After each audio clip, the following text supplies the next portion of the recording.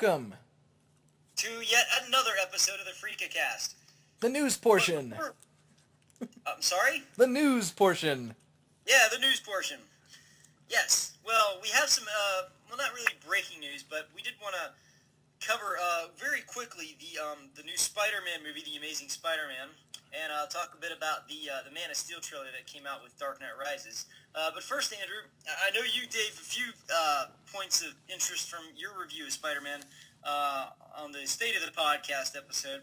Yep. But I didn't really get a chance to talk to you about it. So, for starters, I know you liked the film, but what mostly did you like about this film that was not present in the Sam Raimi film?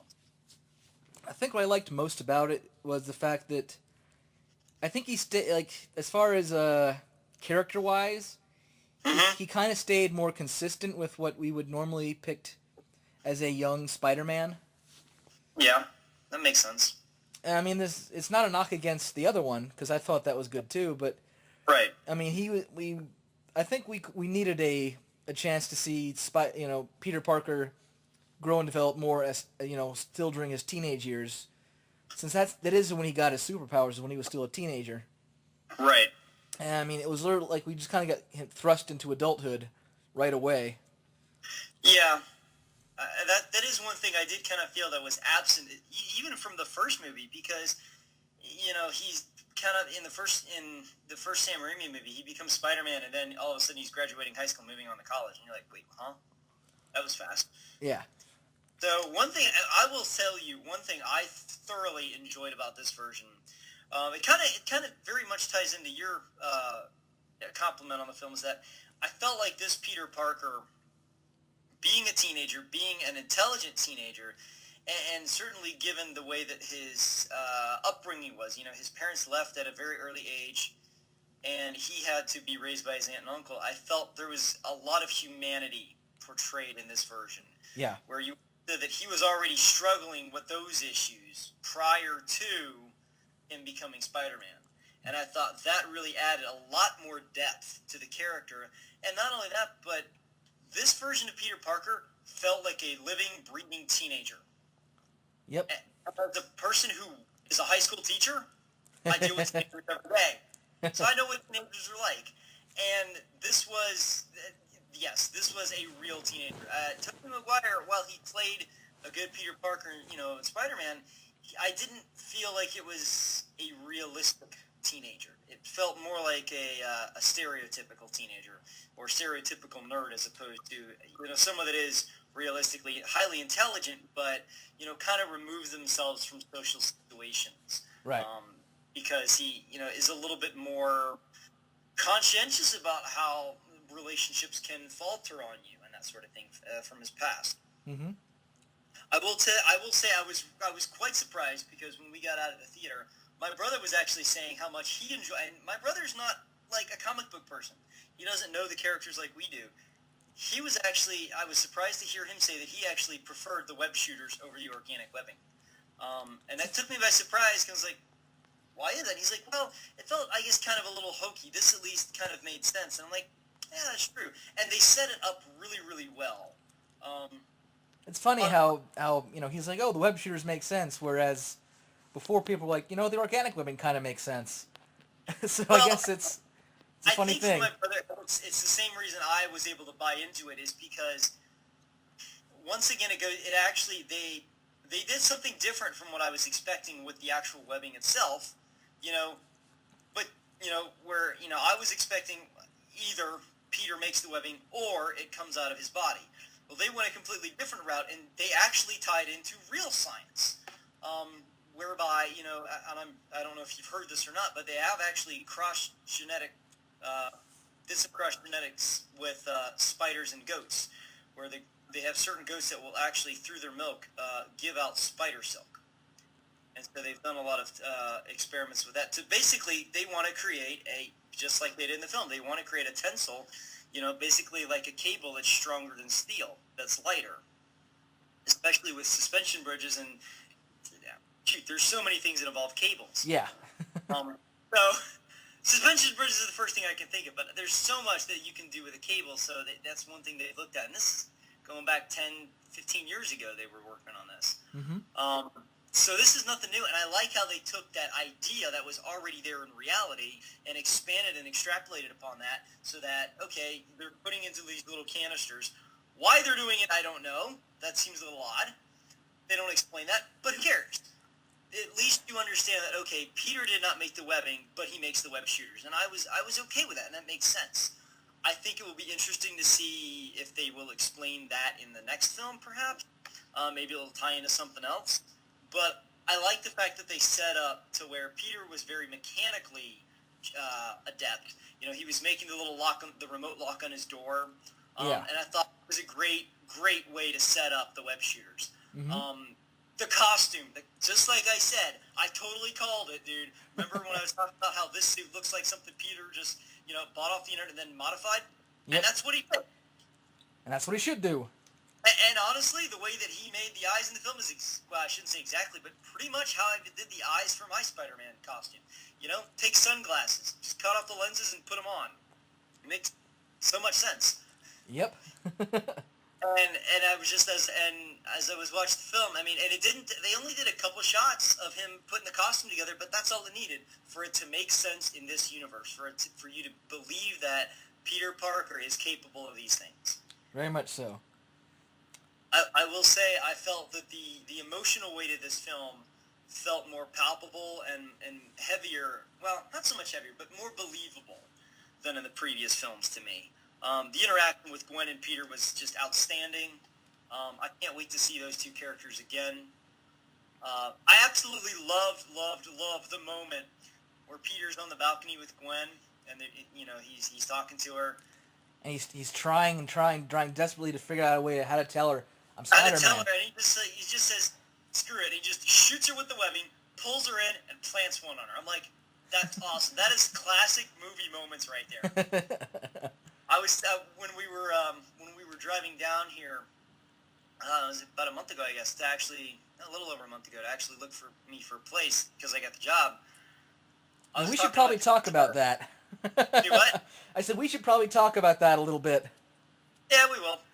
But I remember that I was talking to my parents about how much I enjoyed that moment, and what prompted that was because we saw some cranes on the side of the road. My dad's like, "Hey, it's just like Spider-Man," and I chimed in with that bit, and he's like, "Yep, that's how I met your mom." and for me, that kind of is. I've mentioned this before. Dad will always, or he used to, not as much now, but he does have a way of trying to tie in those subtle romantic moments in movies to somehow with him and Mom. And part of the reason I love movies so much, Dad would always he was always find a way to make it feel more real, or like take the story and make it feel like you were experiencing it a little bit more. And I kind of felt that with this Spider-Man version. I kind of felt like it was a little bit more, you can invest yourself a little bit more into it, not just sit there and, I mean, it was fun, don't get me wrong, it had a good story, but I felt like this had more to invest in. Yep. Matt, I have a question for you. Yes, sir. And before I ask it, spoilers to everybody. Yes. I think I may have an idea of who was the mystery man at the very end of the movie. Your word choice is very, very good. Because I have a friend of mine who has a theory too, and when he first said it, I thought no, and then I'm like, wait a minute, that actually makes sense. So who's your guess? My guess is the Jackal. Really? Yeah. Now, it's a good thing I was reading a All About Spider-Man book yesterday at Barnes & Noble. I have no clue who you were talking about. But now you do. Yeah. Or no, I take that back. It was actually on Super Hype. They were doing a list of like the top 11 villains they'd like to see in the next film. But my friend actually thinks it's Mysterio. Which would be interesting because he said he just kind of disappears at the end of the shot, and I'm like, oh, that's a good point too. But well, let's entertain both ideas for a moment. So if we're going with your theory on the Jackal, yeah. What do you think that? Well, because this is a very, I mean, with the lizard, it was very much like a callback to like a Jekyll and Hyde sort of thing, and yes. so all throughout the movie, science is a big part of it. Yes. Like, the accident takes place at Oscorp. The last, I think the last battle is at Oscorp, I believe. I don't remember if it is or not. I just remember it's on top of the building. Yeah, so, I mean, Oscorp plays a big part, so we know Norman Osborn will eventually make an appearance. He better. And maybe even Harry, somewhere along the line. I don't hate to make this connection. It's a pretty clear connection if you have a brain. That they definitely pulled, I don't want to say ideas, but like certainly the tone and I guess the believability aspect of it from Batman Begins. It definitely has a more realistic feel to it than the Sam Raimi movies. Right. Once again, you have an all-star cast. I mean, you've got what's his face, Martin Sheen playing Uncle Ben. You've got Sally Field playing Aunt May, which I have to say, I know a lot of people liked Rosemary Harris, I think her name was, who played Aunt May in the other films. Yeah. But she looked too old to be Peter's aunt. She looked old enough to be his grandmother. Yeah. Sally Field, she looked more aunt aged. If Peter's in his teens, and also they kind of set it up with his parents. Like, if his father and his uncle, are brothers, yes, I do realize that you can have your brother be, 10, 15 years older than you, but that's a stretch. Me and my brother, we're 9 years apart, and that's at least a little bit more normal. So that, if and when my brother has kids, if they're 15, I'm probably going to be in my 50s. That's 50s are, that's believable. So I felt like those aspects certainly gave some weight to this. And just like you were saying, the science is a big thing. So and that's another thing too, is in the Nolan films, the science is, the technology and the science is that element that has that fantasy element. I kind of feel like with the Spider-Man movie, it's the same way, where the science element is your fantasy element, and everything else is as realistic as it can be. Right. And so let's cut you off there. Back to the Jackal. And so, I don't remember all the storylines he's involved in, but he's, a big part of, Spider-Man's early career. He's also, he had some involvement with when Gwen Stacy was around. I did read briefly that he was, something to do with Gwen Stacy. So, and just the fact that, to me, it's like, okay, we've got, Dr. Connors is a scientist. We're not having Dr.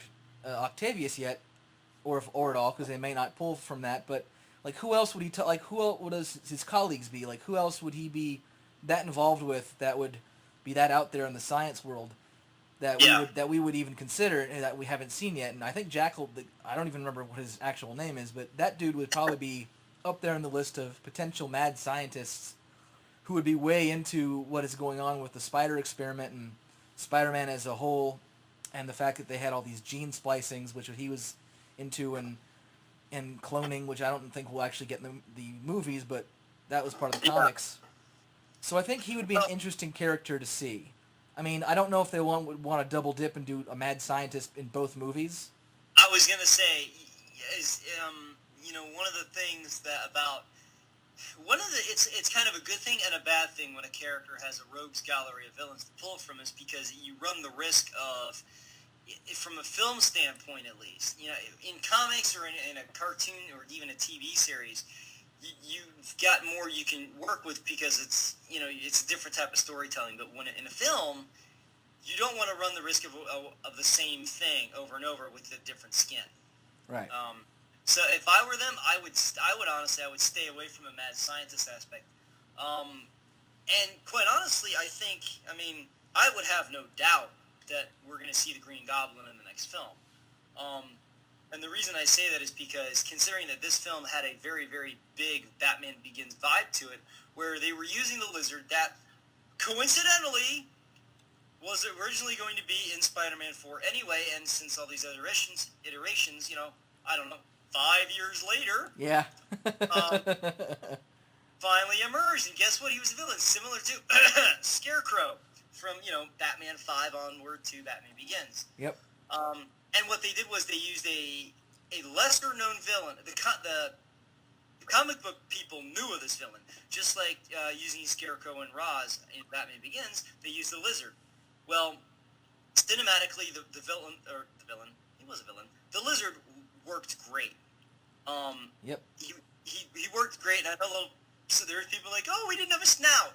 He's not supposed to be an alligator, people. He's supposed to be a lizard-human hybrid, which is what he was. He also needed to talk, and therefore you need certain facial structures in order to talk. Right. So, I mean, it looked great. It worked great. Character-wise, it was really good.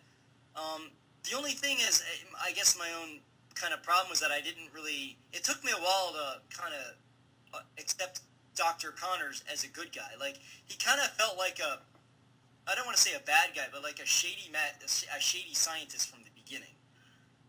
And I don't know if that was just because he was having to do a lot of work that was, kind of unknown to him as to why he was doing it for Norman Osborn, because Norman Osborn is certainly mentioned prominently in the film, but you never see him.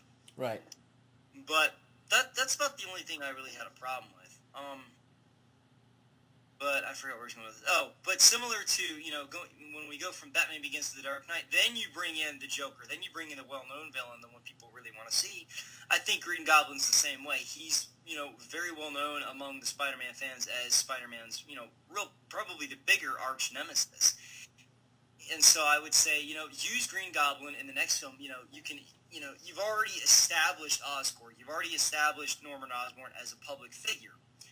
So now bring him in as a character, develop that character, and have him, and you can introduce the Green Goblin in a different film from introducing Spider-Man. And I think that dynamic is going to work out really well. Yeah. And the nice thing is, one thing Christopher Nolan has shown filmmakers, not just us fans, but filmmakers, that you can have multiple villains in a story. Just don't try to put them on the same tier. Right. That's one problem that Spider-Man 3 did. Another problem that Batman and Robin did. Batman Forever at least did it a little bit better, where Riddler was the brains and Two-Face was the brawn. But I think other than that film, every other film that's tried to do a team-up with the villains usually fails because, well, they don't work that way in the comics, So if you wanted to have Green Goblin as your main villain, okay. And then you could use, if you wanted to use Scorpion, you could use him as like a hitman or something, as, not a hitman, but, like a grunt, basically. Yeah, he's the muscle. Put Rhino as a grunt. That'd be great, too. Yeah. He could be like the disgruntled bouncer that, needs work or something. So your friend thought it was Mysterio, huh? Yeah, which I thought was rather interesting because we get such little dialogue. But I do think Mysterio, and you've said before, Mysterio would be a great cinematic villain too. He would, but I don't think he would be. Just from a character standpoint, what would he doesn't have anything to do with Dr. Connors. Well, that's kind of my only thing. It was like, on one hand, like on paper, Mysterio's even in the comics, Mysterio is definitely goofy looking. Yeah. But he is a very interesting character to when Spider-Man faces him, and cinematically he'd be really great on there because you could do a lot of crazy out there stuff with him. Yeah. And that's a very visually appealing character, both right. His look and his abilities. But actual character-wise, he wouldn't actually have, unless they're not exactly making him right from the comics to the movie, but yeah. Character-wise, he really wouldn't have much to do with Dr. Connors. Like, he's not a scientist. He's in the comics, he's just a special effects guy. Yeah. Well, that being said, at the same time, we don't know what they have up their sleeve, so... Right. It's too early to call it yet. A good example is, like, in The Dark Knight. Well, as great a version of Two-Face was, that origin was not from the comics. Right. He had Harvey Dent had nothing to do with the Joker in the comics prior to his turn to Two-Face, and yet he did in that film. So, if they can make it work, great. It's all. I think for me, it's like if you take the concept of a character and you I don't want to say expand upon that, but you take the concept of the character and you adapt that into the story, I think you can pull that off. Right. That's a tricky thing to do. But I think, certainly with the various Marvel films that we have, because, that was one thing that I know with Captain America, they had to really I don't want to say struggle with, but that was one thing they pulled off really well, was how do we take this ridiculous looking costume and have it make sense? I mean, and one thing that, and they even have Steve Rogers kind of be like, this is ridiculous. I can't believe I'm wearing this, But they made it work, and they adapted it into the story, and I think that's really what it comes down to, is if they have a story that they can adapt Mysterio into, that's going to work with whatever they have set up, because we don't know, then I go for it. If it's the Jackal, all right, great. I say whoever it is, just let us know, because I'm tired of wondering. Just give me a name. That's all I want. Give us some possibilities, something. Yes, even if it's Dave the janitor, that's fine with me. At least so I know the guy's name. I'm going to be like, okay, Spider-Man's going to fight a janitor in the next movie. And you know what? If they can adapt that as well as they did this film, I will watch that. Suddenly it's Darkwing Duck where he fights that cleaning lady. Dude, that'd be freaking awesome. I don't remember. Except it'd be Spider-Man versus Mr. Clean. Which would be awesome. That'd be crazy. It would. And you have to get Patrick Stewart to play Mr. Clean. Of course you would. That'd be... Oh! That'd be... I will get you, Spider-Man! I'm not even sure. But the funny thing is, if then later on, in some other iteration, a Spider-Man ends up in an X-Men movie, and playing Professor X, he'd be a very confused Spider-Man. He would, but that would just be that would be so awesome. Professor X is like, what are you talking about? I was never a villain named Mr. Clean. He was, we just look alike. Winks over at Storm like, haha, you know what I know. So, before we completely wrap up this little news segment. Yeah, well, before we move on to the next topic, do you have any final thoughts on The Amazing Spider-Man? I enjoyed it. I don't know why so many people saying it was disappointing and not very good. Yeah, I don't know why either. I don't understand, but then again, we enjoyed Green Lantern, and look how much that got bashed, so I don't know. Yeah, well, and the other reason that movie got bashed was because, like I said before, it was in a saturated summer full of origin stories, and that was the main complaint. It was like, oh no, another origin story. It's like, of course it is. You have to introduce the character. What do you expect? That's still a good movie, though. That's a good movie, and I can't wait to see Ryan Reynolds. Unfortunately, I don't think, just from a production standpoint, that Warner Brothers is gonna risk having Ryan Reynolds back as Hal Jordan, but man, he was so great, and that'd be awesome to have again. So, yep. Here's open. But at least we can look forward to Andrew Garfield playing Peter Parker / Spider-Man, and Emma Stone playing Gwen Stacy in the next Spider-Man film. Yeah, here's hoping. So before we wrap it up, just in case people are wondering, in case our levels and audio volume isn't exactly up to snuff, Matt got a job somewhere. Yeah. And so he's no longer here standing in front of the microphone. I moved from the metro Atlanta area to the middle of nowhere in South Georgia. Well, I shouldn't say the middle of nowhere. It's probably about 20 minutes outside of Savannah. But he's 20 minutes out of nowhere. Nowhere, because the only thing claim to fame here is the Walmart. You know when you're in the middle of nowhere when the only thing to do is to go to Walmart. Yep. So if you can't hear Matt as clearly as you could before, that's why. Well, it's because, and I don't know, we do have a couple people we've had on as guests before, but the main reason is because prior to, and this is a little technical here, prior to right now, the way that we've recorded the podcast is we just take Andrew's laptop, turn it on, open up, sit there and talk into it. Yep. But because I'm 5-something hours away from him, we can't do that. So I am on my iTouch, speaking into that while he is on his computer. So yeah, we're going over FaceTime. Yeah, we're doing this on FaceTime because I'm too cheap to get Skype, and I don't want to buy a camera for my computer. That's why. So, but yeah. we're going to make this work as best we can, so here's hoping you guys can hear us. I mean, you can definitely hear me. It's more Matt that I'm worried about. It's all right. I can hear myself. That's all that matters. Yep. And before we get into our actual review, let me hit you with some Lego stuff. Oh, cool. My turn for Lego. But it's mostly Lego Cusco, because I go there every now and then. Yeah. I know that the fall review term is coming up. Okay. And some of the things that have made it for their review process is Portal 2, which I'm psyched about.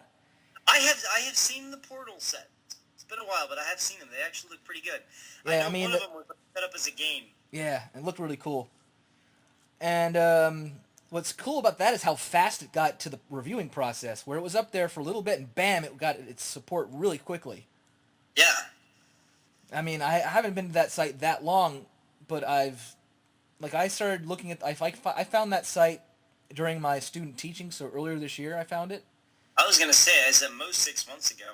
Yeah, and some things have stayed on there for a while, like just recently, the thing that had been there since I found that site, the Sandcrawler, finally got enough support to get to the review process. Yeah, I noticed that too. The Sandcrawler, I mean, they've done a big Sandcrawler before, and it wasn't really a great seller, but, I mean, it was an expensive set, and it was made with a lot of blocks as opposed to plates, and so if you're using a lot of blocks, you have more weight, you have more plastic, therefore it's expensive, and you can't do as much detail with it. So hopefully, if they decide to do it, they'll have some more detail. One thing I liked about the Sandcrawler was they put lights and sound in it. I'm like, really, Lego? You still have it? You've had this license for over 10 years, and you've never thought to put lights and sounds, which you've had before, because I have the bricks for fire trucks from before. You've never thought to put lights and sounds in Star Wars stuff. Yeah, you'd think, adding something that has a laser sound would be a must, I know. It's like, really? It's like, we the public have to tell you these obvious things? I mean, granted, it's probably too much to ask for a lightsaber effect, because those are kind of tiny, but... They've done that before. They've made, when Episode 3 came out, the first wave of the Episode 3 stuff, they actually had minifigures they had attached lightsabers. You would push the head down and the lightsaber would light up. Oh, cool. Yeah. I didn't get them, though, because I'm stupid. And let's see, what else I think? Oh, the Mars rover, the Curiosity, got enough support. That also went up pretty fast.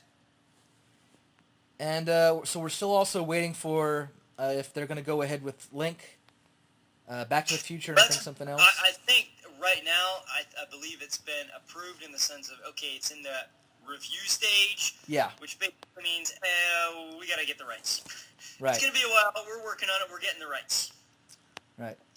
Because you've said it before. I mean, that would be a huge money maker for Lego. Also, to an extent, it would be some competition, but I mean, if you don't want to have Legend of Zelda Legos at the same time that you have Lord of the Rings. Right. So, I mean, my best guess is if... Both medieval fantasy, you want to give each one some time to give it, have its day. Right. And since, later this year, in December, I believe, we're going to have The Hobbit, I fully expect that Lego set to continue its run and do fairly decent business the rest of this year. Well, so if they do Legend of Zelda, it would be better to do it next year. Oh, yeah, definitely. I was also going to say, and with regards to The Hobbit, I'm hearing it's going to be 3 films, not 2. Huh. Which still makes me go, why can't you just fit this into 1? I mean, I can tell you why they can't fit it into 1, but 3 is kind of stretching it. Unless they're going to put every single thing that's in the book in the movie, which on one hand seems awesome, but on the other hand, I'm like, you probably could cut some stuff out. Yeah. But then again, this is Peter Jackson, so it's going to be, a film about walking and, look at all the pretty images of New Zealand. Yeah. Come to New Zealand. We filmed The Hobbit here. Well, that being said, even if they get only 2 films out of it, if it's 2 films, well, that's this year and maybe the next year, Yeah. Which means Lego's probably going to have plenty of scenes to pull from, so they're going to have that Lord of the Rings license for quite a while. So they're probably, with any luck, they'll get the Legend of Zelda license next year, but they probably won't do anything with it until, the Hobbit's run is done. Yeah, although from what I'm seeing thus far, I think there's only like a couple sets on that site right now that you can buy, and I think they're through that site, so yeah, maybe they will have the Legend of Zelda stuff available just on that site at first. Yeah, to kind of see how the response is. Yeah. Yeah, that would make sense, because you don't want to go through all the effort of making the packaging and, if it requires new parts, doing all that just for, a couple people to buy it. And not have it do well. Yeah. Either way. I mean, realistically, Legend of Zelda Legos would sell. Yeah, either way, I would buy some. And one of the reasons why I wanted to bring this up is the fact that, speaking of Portal 2, yeah, that I have started playing, and man, is it good. Well, that's good. It's a shame you're not here, because I would have to pull you in and be like, Matt, check this out. Plus, what about it is awesome? It took what made the first one great and has really added to it. Like good. There's a whole lot of intelligent game designers. Very much so. I mean, the nice thing about the first Portal was how not only how well it actually played, like the actual control of it and the actual gameplay, but just how well the story and the events and sequences were written. Like there was some really very smart writing and smart dialogue added into the first game. So this has a ton more, like way more. So you really get a sense of the atmosphere. It's just a really great game, and I'm really enjoying pretty much every aspect of it. Well, that's good. It's certainly a good thing when you're able to go through the effort of, looking forward to a game, and you finally get to play it, and it's actually good. Yeah, I am a year late to the party, but at least I got there. At least you got there. I missed the cake, though, because it's a lie. Well, then you didn't miss the cake because it's a lie. But there really was a cake. Oh, there really was a cake? Well, that sucks. Anyway, I think that should conclude our news portion. Yeah, that was not so much news, but we at least wanted to give you our review of Spider-Man since we didn't get a chance to because of me having to move. Right. But stay tuned. We're going to talk about Batman and Superman briefly. Yeah. In fact, we'll probably talk about Superman first. Yes. All right. See you in a bit.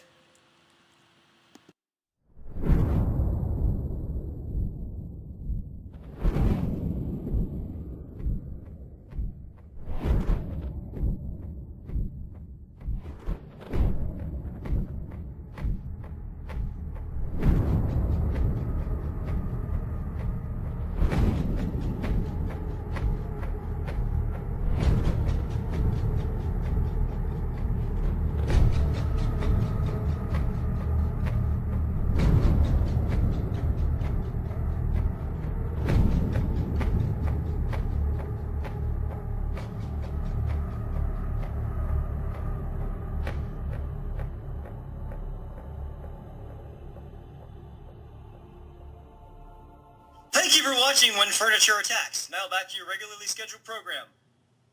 Okay. Hello, Andrew Felson. Hello, Matthew Puetz. And we are the Freakacast. Yes, hello and welcome all to the Freakacast, or, yet again, the Batcast. Yeah, well, it's going to be the Batcast for a while, but, we come back to this guy for many, well, especially now since the new movie and everything, but, I'm sorry, I can't help it, it's my thing. I'm sure our listeners are well aware of that by now. Oh, yes. So, but before we start talking about Batman, the man of the hour, let's talk about the other guy who preceded Batman in his creation, and in many cases shares a comic or a screen or even a book. Things. Superman. Or as I like to refer to him, the Man of Steel. Yes. Or as that trailer referred to us as, Deadliest Catch the movie. Yeah. I have to say, I am very. Here's the thing. With the Man of Steel trailer, and I know I've told you, but I'm telling our listeners now, going into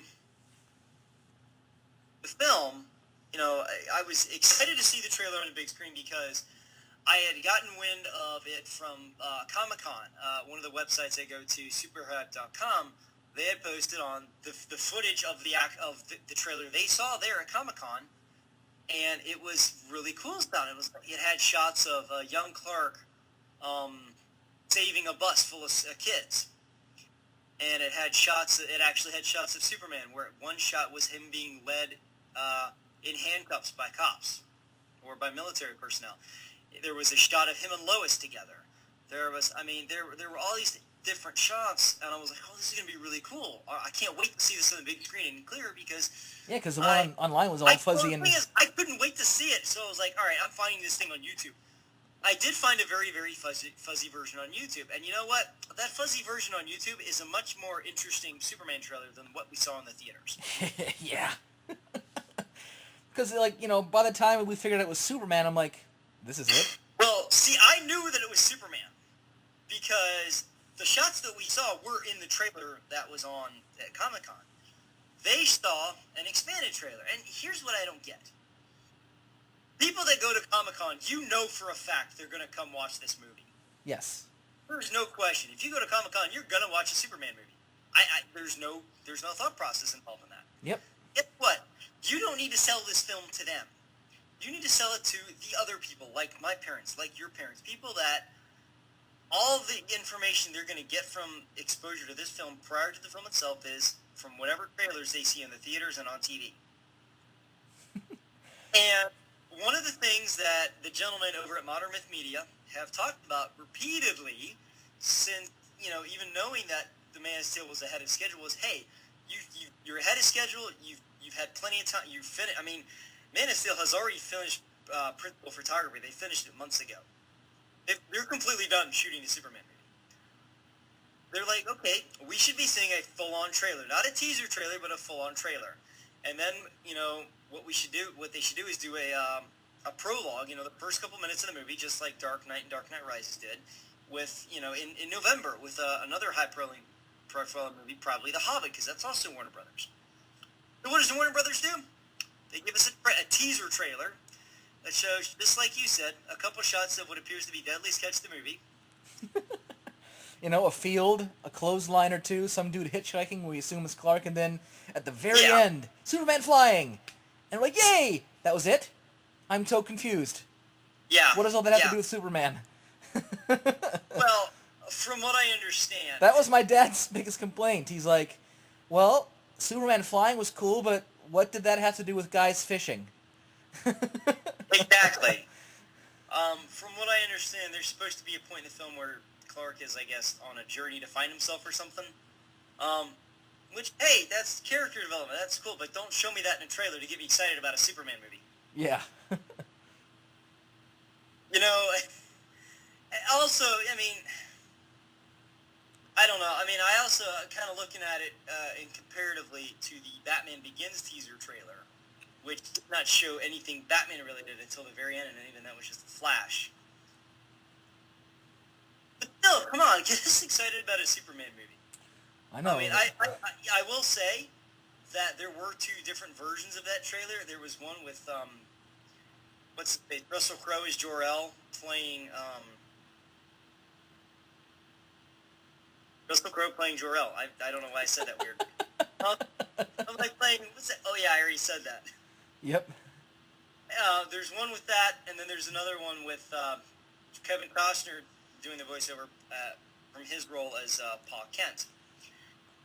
I have to say, I watched Gladiator the other day after not seeing it forever, and I'm like, holy crap, I forgot how good this movie is, and how incredibly beast Russell Crowe is. He just kicked the crap out of everyone in that film. It's awesome. Yeah. But, he rises up, and I'm like, holy crap, this has got some Thor elements, and it's got some Dark Knight Rises. I was like, this is awesome. And it's got Hans Zimmer's score, which is it's just a great score. So... The villain in that movie is creepy. Do what? I said the villain in that movie is creepy. Yeah. In a not in a good way creepy. Well, you know what though? I guess he's supposed to, because it makes you hate him more. Yeah, usually when your villain is creepy, you want them to go down. So, but I hadn't seen that movie since it first came out. So for me, it was almost like seeing it for the first time. And speaking of experiencing things for the first time, If this is your first time listening to us, you can find more of our podcasts at afelson1.wordpress.com. That is afelson1.wordpress.com. We are on iTunes and Stitcher as well.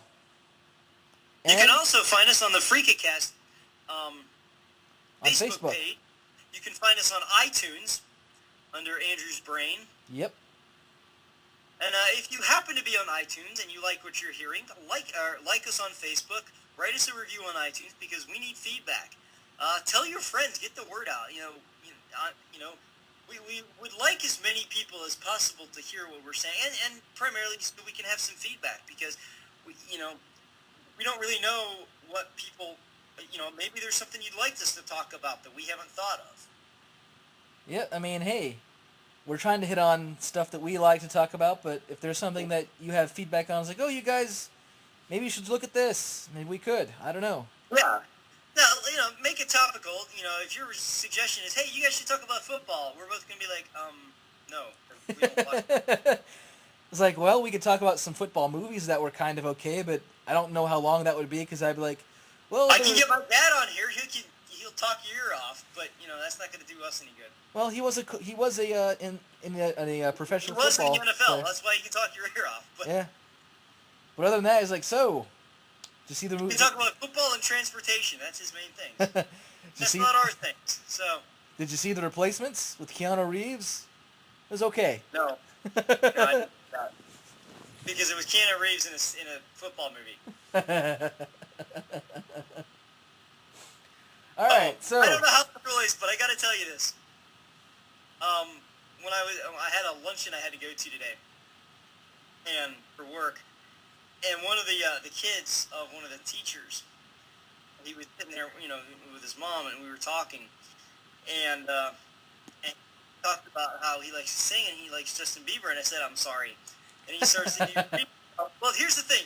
So he repeats himself, and I said, I heard you. I'm just sorry. Like, the fact that I was able to use that joke in a real setting was amazing. And one of the other ladies heard that. She just cracked up too. She's like, "That's pretty funny." Like, yeah, I enjoyed being able to use that one. So, but anyway, so back on track here. Obviously, we were disappointed with what we saw from, or let me rephrase this: we were disappointed from the lack of what we were expecting to see from the Man of Steel trailer. Looking at what we did see, obviously we didn't see much, but looking at what we did see, what kind of vibe do you get from this film so far, Andrew? I mean, it's tough to tell. I mean, from what you have told me about how they want to keep Zack Snyder kind of on a less Zack Snyder-ish run. Yeah. From the trailer, I could say, well, up the dosage on that one, because... seeing blades of grass move, a really slow version of, the water, and Clark slowly hitchhiking, and clothes slowly swaying in the breeze. By the time Superman hits the Mach, whatever it was in the sky, we're like, finally, something fast! Yeah. I mean, the thing is, I have no problem with Zack Snyder and his films. It's just, when you say, oh yeah, it's not going to be a Zack Snyder film, right. It's like, yeah, tell me another one. But, and I will tell you, I think that's basically just the mistake of Warner Brothers in the sense of, they put the trailer out and they didn't realize that, we have to sell the film on what it is, not what we wanted people to get from the vibe of this trailer. If you look at trailers for The Dark Knight Rises, it's told us what the movie was. It didn't try to, give you a certain tone for that trailer feel. It gave you the tone of the film. It gave it to you in parts, but it gave you the tone of the film at least. I mean, basically it was like, stuff's going to happen, and holy crap is it big. Come watch it. And we're like, yes, sir. Exactly. We will. I will say I'm still, based upon the costume designs that I've seen for the Kryptonians, I'm looking forward to it. Just from that aspect of alone, I think that's really going to set it apart. I will have to... Oh, another thing about this is, because I don't think I talked about this last time. Well, Remember how long time ago when we first got word of Man of Steel being, I don't want to say helmed by, but godfathered by, story by Christopher Nolan, Yeah. and it can be written by David Goyer, directed by Zack Snyder. I said, well, it's story by Christopher Nolan. I'm gonna bet Hans Zimmer's gonna do the score. And then Hans Zimmer said he wasn't gonna do the score. But then he changed his mind, and now he's doing the score. But the man has done some very different things. Lately, he's gotten kind of I don't want to say a bad rap, but I think a typecast almost for, you look at the score he did for the Dark Knight trilogy, and you look at the score he did for Inception, and people, what was the other one? To an extent with Gladiator, but that's been a while ago. People are like, oh, he just does his constant beats and percussion. It's like, yeah, but you forget he also did the Pirates of the Caribbean movies. And that music was really awesome, and it really pumped you up, and, it had some themes that you could hum. And so I think I have a feeling with Superman, with Man of Steel, we're going to get more of that vibe, where it's going to be it's going to be lighter, it's going to be more heroic sounding, it's going to be, have a hummable theme to it, whereas you've said, and I'm full agreement, while the music to the Dark Knight trilogy fits the movie's great, and it's very emotional sounding, for the film, it doesn't have a hummable theme. So hopefully we'll get that with Man of Steel's music. Hopefully. I mean, Superman's got to sound, triumphant. Super. Yeah. Now, they have said, and we talked about this before, they're not doing the John Williams theme, so forget that, because they want this to have as little to do with the Richard Donner series as possible. And good for them. Because realistically, aside from Superman 1 and the Richard Donner cut of Superman 2... And even that's a stretch. Do what? And even that was a stretch. Well, I'm saying the Superman 2 Richard Donner cut as opposed to actual Superman 2. I know. At least the Richard Donner cut was enjoyable. Original Superman 2 was just like, what? No. Why is he pointing at things and making the move? Superman does not have telekinesis. Why are you throwing your S? That's stupid. Well, they got rid of throwing the S thing in the Richard Donner cut. Because they realized it was stupid. But, yeah. So, here's hoping. I mean, and I say here's hoping, but realistically, I think we know that Zack Snyder can make a bankable movie. He's proven himself with 300 and Watchmen. And even though those had similar tones, visually, let's not forget, the man did the remake of Dawn of the Dead, which was very, very successful. He reinvigorated the fast zombies. So, we need to make sure we give him credit for that, too. Yep. And we know Christopher Nolan's a good storyteller, and we know David Goyer is a competent writer. Based upon his work with Blade 1, and, he wrote Blade 1, I know. And obviously with Batman Begins, and there was something else he wrote, but I can't think of the name of it. But he's been around for a while, so I'd say, let's give this first one a pass, because they didn't show us what we were expecting, even though they showed the people at Comic-Con what they were expecting, and they all loved it because it was good, and we didn't get the good stuff. I guess that's what happens when you actually pay to see the trailer. Yeah, no, it shouldn't matter. But anyway, that's enough about Superman. That's not coming out till another year. Forget him. To the man of the hour. The Batman of the hour.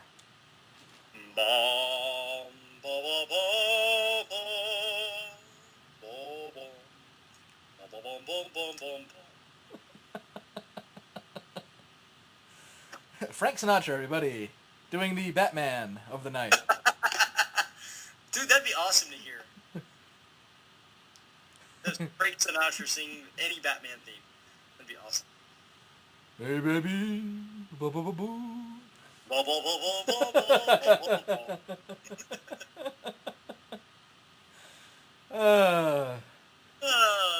That's too much fun. But anyway, let us... Frank Sinatra is boo-boo-boo-boo, man. The real heart of the matter, which is, of course, The Dark Knight Rises. Woo! The film, obviously, I had no interest in, so I don't even know why I went the first time. Or the second time. Or the third time. I still haven't seen it a third time. I'm actually going through withdrawal symptoms. Problem is, I'm in the middle of nowhere, and I don't even know if there's a movie theater around. But I don't know, but I can't say I don't know anybody. But most of the people I know are teenagers and parents. So I'm sure there's a theater around. I'm sure there is.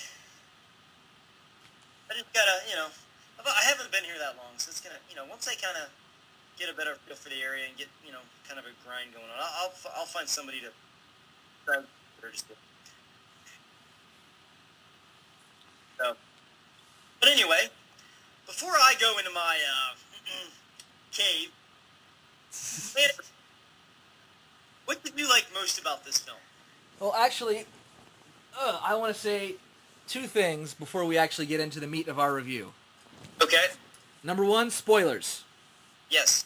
This is going to be a spoiler-centric review. We are not going to hold anything back. So if you have not seen the film, pause it right now. We'll wait. Okay? You've paused it. Now let's get on with the show. Right. So, spoilers! But also, on a very serious note, I'm not going to glorify the person because he's a jerk. No, definitely. This is a family show because otherwise I'd use harsher words. But But I will say, my deepest condolences to the family members and relatives and friends of all those who were affected by that tragedy in Colorado. Yes, and our thoughts and our prayers are with those families, especially since at least 3 young men put themselves in the firefight to protect their girlfriends. And I know there were a couple people that they did what they could to get their families out of there. I mean, there were families there. I mean, I know Chris Nolan has said, he made a statement that, these people, I don't know them. I'm not going to pretend to know them, but I know that they went there to see a movie. I know that this is one of the great American pastimes, and he said that the movie theater is my home, and someone violated that, and I am heartbroken, and I wish, I mean, it's something that affected all of us, because we all go to the movies. Mm-hmm.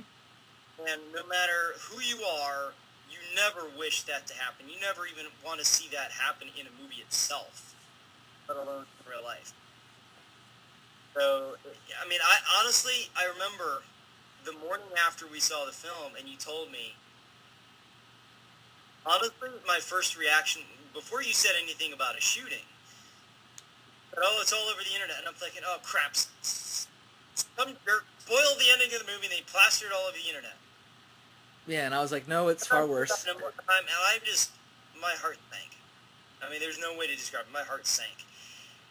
And, of course, you feel shocked, and you feel like, you helpless, but at the same time, things happen in life that you can't control. And obviously we have to learn to move on, and it's not because we have to ignore that. It's because life goes on whether we want it to or not. We both experience, having to, I've experienced losing a job. Thankfully I had another one, that kind of helped pick up the people. And even then, especially, but my first teaching job, that was my bread and butter. And then I had to get back into it and continue what I could to, stay afloat. You're in that position now. It's not hard. I mean, it's not easy when you get down on yourself to pick up. But just like Thomas Wayne says, why do we fall? So that we can learn to pick ourselves up. And I think in all cases, regardless of the fact that this madman, this jerk, and I agree, I didn't want to keep this a family show, but there are many expletive things I would say right now about that person. But we have to just remember that life will go on, and we have to pick ourselves up and continue to move on with that. Mm-hmm. So that's really what I wanted to say before we begin, because, if we didn't, it's the elephant in the room. Yeah. That we should talk about on that regard. And in all honesty, it's a senseless act that shouldn't have happened in the first place, but unfortunately, that's not something anyone could have ever predicted. No, it's a movie theater. It's a public place. Who would have thought that would have happened? Well, and not only that, but at movie theater, I mean, you've never heard of anything like that happening. So, I guess to an extent, I mean, you do kind of excuse me, you do kind of expect things that, larger, like, sporting events. I know after 9/11, that was the big fear was that any sort of sporting event, might have that happening. But you certainly don't expect it in a movie theater. So. But moving on, as we have to. But if there's ever a character that can teach us that triumph can come out of tragedy, it's Batman. Indeed. So I got to see this movie twice. Once with you. Yes. During a marathon of movies. Yes, I have to say that was probably one of the best nights of my life. And it's not because I was seeing a great Batman trilogy. It's because I was seeing a great Batman trilogy with a great friend, with a great audience who loved these films just as much as I did. And in true form, I was in full costume. Yeah. The only thing I was kind of sad was the fact that my brother wasn't there with me. It just kind of didn't work out so he could go there. But I would have liked him to have been there to experience that with me. And also, I didn't get to experience it with my friend Hunter. Yeah. So, we'll talk about that later. We will. That'll come up during our Star Wars. Yeah, we're going to do that then. Whenever that comes up. Yeah, I don't know. We'll figure that out one day. We will. But yeah, so going back to it. So before I go on my thing. Yeah. So anyway, I got to see it. Got to see it twice. Once with you during the viewing of the trilogy, and then once with my parents. And so I am ready to talk about it. Good. My parents enjoyed it, by the way, and I was actually kind of pleased that my mom was with it the whole way. That's good, yeah. Because she's a tougher sell than my dad. Yeah. Moms usually are. Yeah. Yeah, I mean, it's one of those things where I was thoroughly enjoyed myself with it. I thought the whole scope of the story and plot was great. Right. Bane was, an intimidating figure where you're like, wow, this dude's gonna mess some people up, yo. Not exactly in those terms, but... I would say that's actually putting it mildly. Yeah.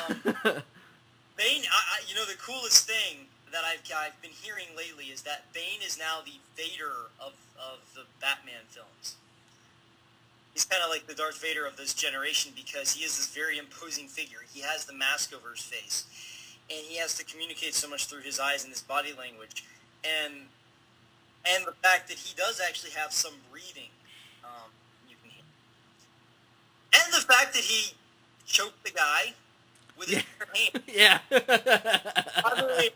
I mean, honestly, like after he does that, you could almost hear the next line going, "Apology accepted, Captain Nita." Dun, dun, dun, dun, dun.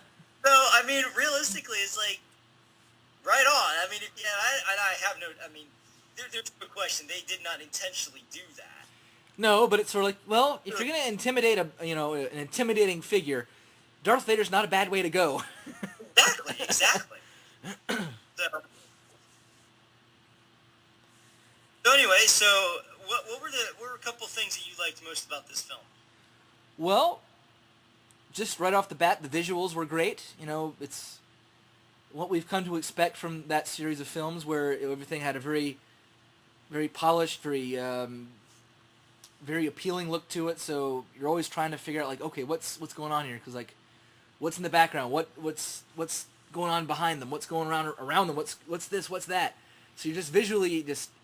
I'm usually just trying to figure out what's going on in the foreground. I know, but it's very visually pleasing, where just kind of everything has a great look to it. Like, obviously you'll be talking about it far more, like how the costumes were great. Yeah. Well, and the one thing, and this is a testament to Chris Nolan, because he shoots a lot of that stuff practically. Yeah. Like the opening plane sequence, none of that was CG. I mean, they shot that with stunt guys on an airplane suspended from another airplane. So yeah, it looks awesome. I mean, that opening sequence is very. It's definitely not trying to be anything from The Dark Knight. It's its own thing, but it's on a scope that's different from what we've seen so far. And so, and it sets up the character Bane really great, too. Right, and plus there's something to be said about actually having practical effects versus CG sometimes, Oh, yeah. Well, and Chris Nolan is very hesitant to use CG. I mean, he does use it. He primarily uses it for city extensions. Like,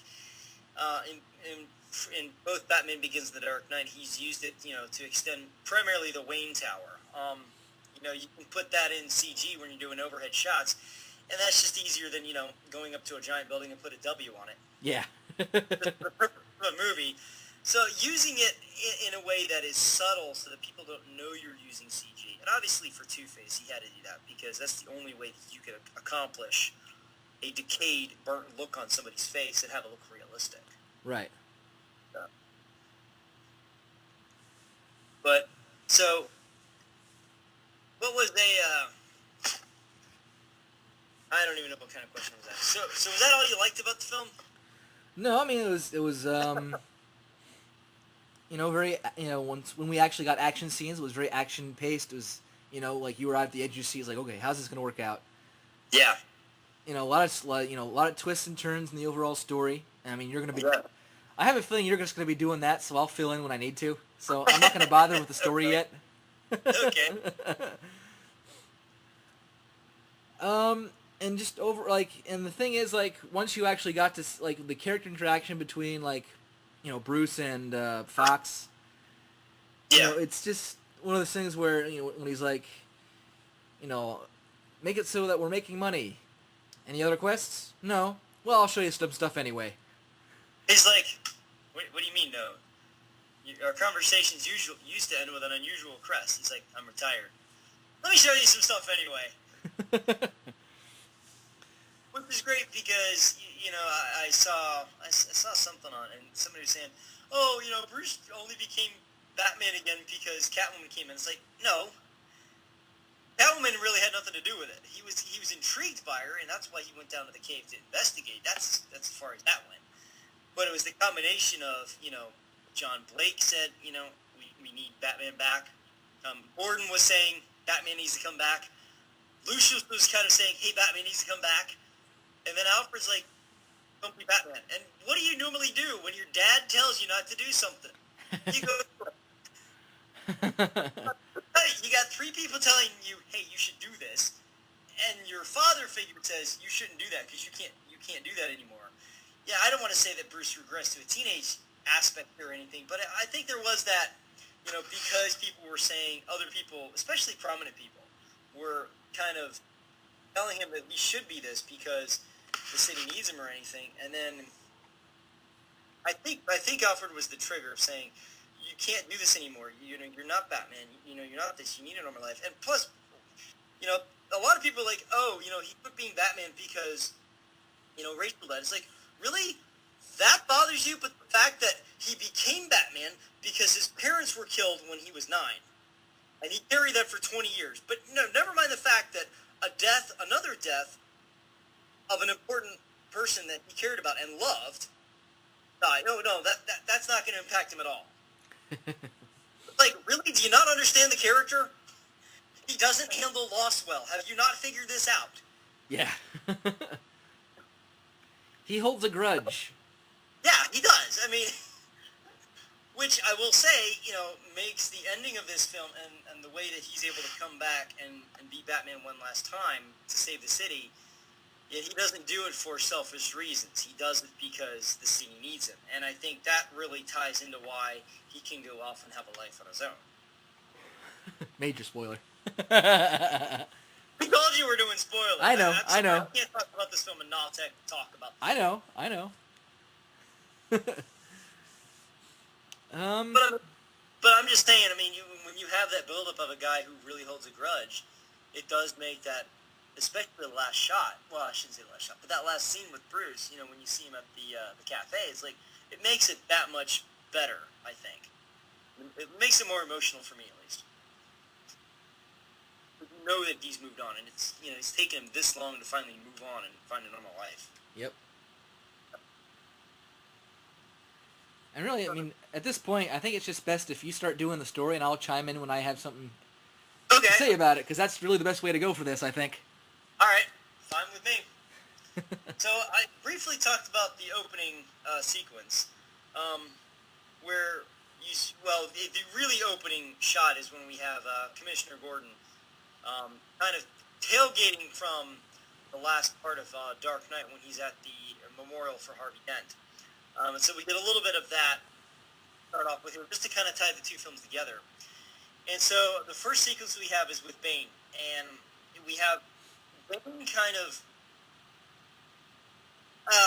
there's a Dr. Pavlov, who's a famed scientist who is able to take, and he's a very famous nuclear scientist. And basically, and we understand this now after having seen the film a couple times. Yeah. You don't understand why Dr. Pavlov's important until later on the film. But you do know that he's important, and so Bane needs him. Well, what Bane does, he gets his men to I don't want to say hijack a plane, because it's not intact at the end of this thing. Yeah. They go aboard this plane as, I guess, prisoners. Yep. And they basically take down the guys inside, and then their guys come in from another plane, take apart the plane while they're inside. They use one of the dead bodies, and they pump Dr. Pavlov's blood into the body, so they make it look like he's dead, which is very brilliant. And Bane and Dr. Pavlov survive the plane. And they literally crash the plane. I mean, Bane actually says, the plan was to crash the plane with no survivors. Well, at least to make it look like there's no survivors. It's a thrilling sequence. It's one of those things I consider and talk about it, but honestly, you just gotta watch it. It's a thrilling sequence. And I have not seen it in IMAX, but I've heard, because I believe 80% of this film was shot in IMAX, that that's the way to see it. Mm-hmm. But I did not see it in IMAX. I've heard that the sequence is more thrilling to watch in IMAX. And what's cool about that opening sequence is not only do you get the instant characterization of, okay, Bane is a smart dude, he's a tough dude, but also the way that his men, his followers, react. Yeah. Because one of them had to stay behind. And yes. Because they were called in and said, we have all these guys plus one of you. And so rather than forcing that person to stay, he said one guy was starting to hook up his harness. One of us in the wreckage, brother. And the guy just nods. Yeah, he's like, has start of the fire. The fire rises. The fire rises. Yeah, so you instantly get that has that cult leader-ish vibe to him, where everything he says, right they away, will do. He's big, he's smart, and he's a leader. Yep. Nail in the coffin, the Joel Schumacher.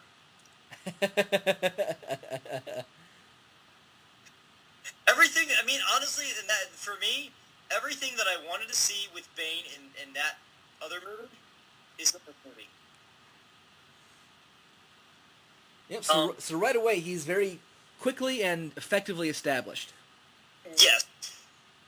And very, and you can, I don't want to say that you can sense evil there, but he's definitely not the same bad guy we've seen before. Right. Definitely at least the same type, which is good, because you want something different each time that you have a new villain. So then after that, we go to Wayne Manor, because we haven't been there in a while. And we find out that they're having a Harvey Dent Day celebration at Wayne Manor, which apparently Bruce Wayne likes to have parties at his house that he doesn't go to. People thought it told me. I don't know. But then again, maybe that's the way of Bruce having people at his house without him having to interact. Who knows? Like we said, Bruce has issues. So it actually makes sense when you think about it. Yep. But then we learned that Bruce hasn't been Batman for 8 years. And we're kind of like, okay, that seems an odd amount of time, but whatever. And, he hasn't been Batman, and he's got some physical ailments too. Like his knee is in, I don't want to say bad shape, but he's constant pain at least, from what we can tell at this point. And it doesn't come out. He's basically become the Bruce Wayne of Batman 89. All of a sudden, Christian Bale's Bruce Wayne, which I loved in Batman Begins and Batman and the Dark Knight, at the beginning of this film, he became Michael Keaton's Bruce Wayne. It's a recluse that never comes out and nobody knows anything about, which It's kind of funny because when we were introduced to Selena Kyle, and she poses as a housemaid, which is pretty cool because she's in a really cute outfit. You know, they start having stories about, like, what does Bruce Wayne look like? You know, does he have, like, 8-inch long fingernails, and he's got fangs and all this stuff, and he's just crazy stuff. And it's like, you just not want to talk to people because he thinks people are weird. Who knows? But they're making stories up about him. But I will say, the first scene that we meet Selena Kyle, like I said, she starts off as this. She's posing as a housemaid, and she goes to take some food up to Bruce, and she's very mousy, and I do like how they kind of I don't know if they intentionally harkened back to Michelle Pfeiffer's Selena Kyle, but she is posing as this kind of mousier, shyer housemaid, and she has this interaction with Bruce Wayne, and he discovers that she's stolen his pearls, his mother's pearls to be exact, and it's just that moment of he's like, the pearls belong back there, and she's like, oops.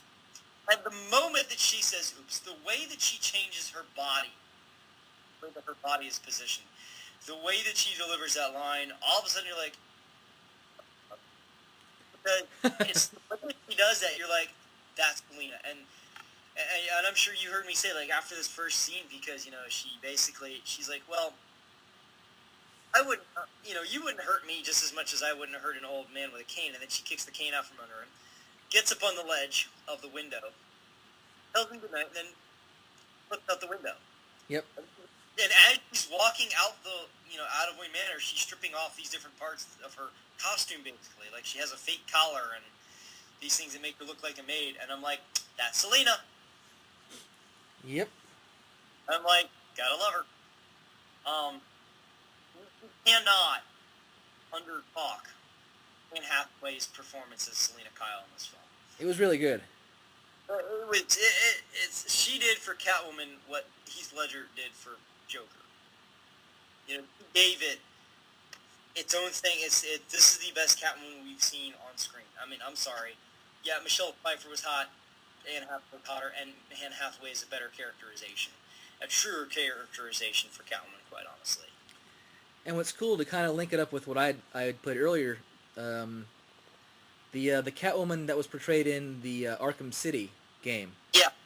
While not the same as this Catwoman, they were actually kind of similar in the way they handled themselves. Like, very confident in their ability, and I will do what I want, regardless of this, and I'm not going to stop it until I get it, sort of thing. Well, that's Catwoman.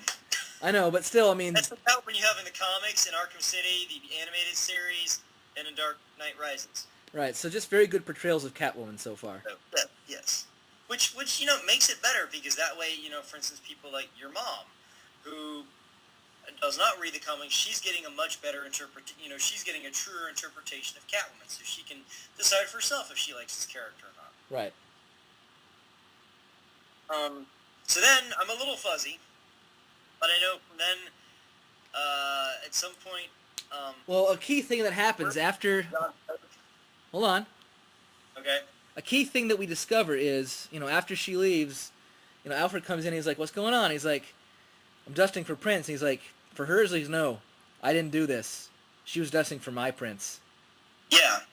So we discover that the pearls were not the only thing that were stolen. Well, that's not even what she was after. She was after his fingerprints. Yes. The pearls were a bonus. Like, tell them.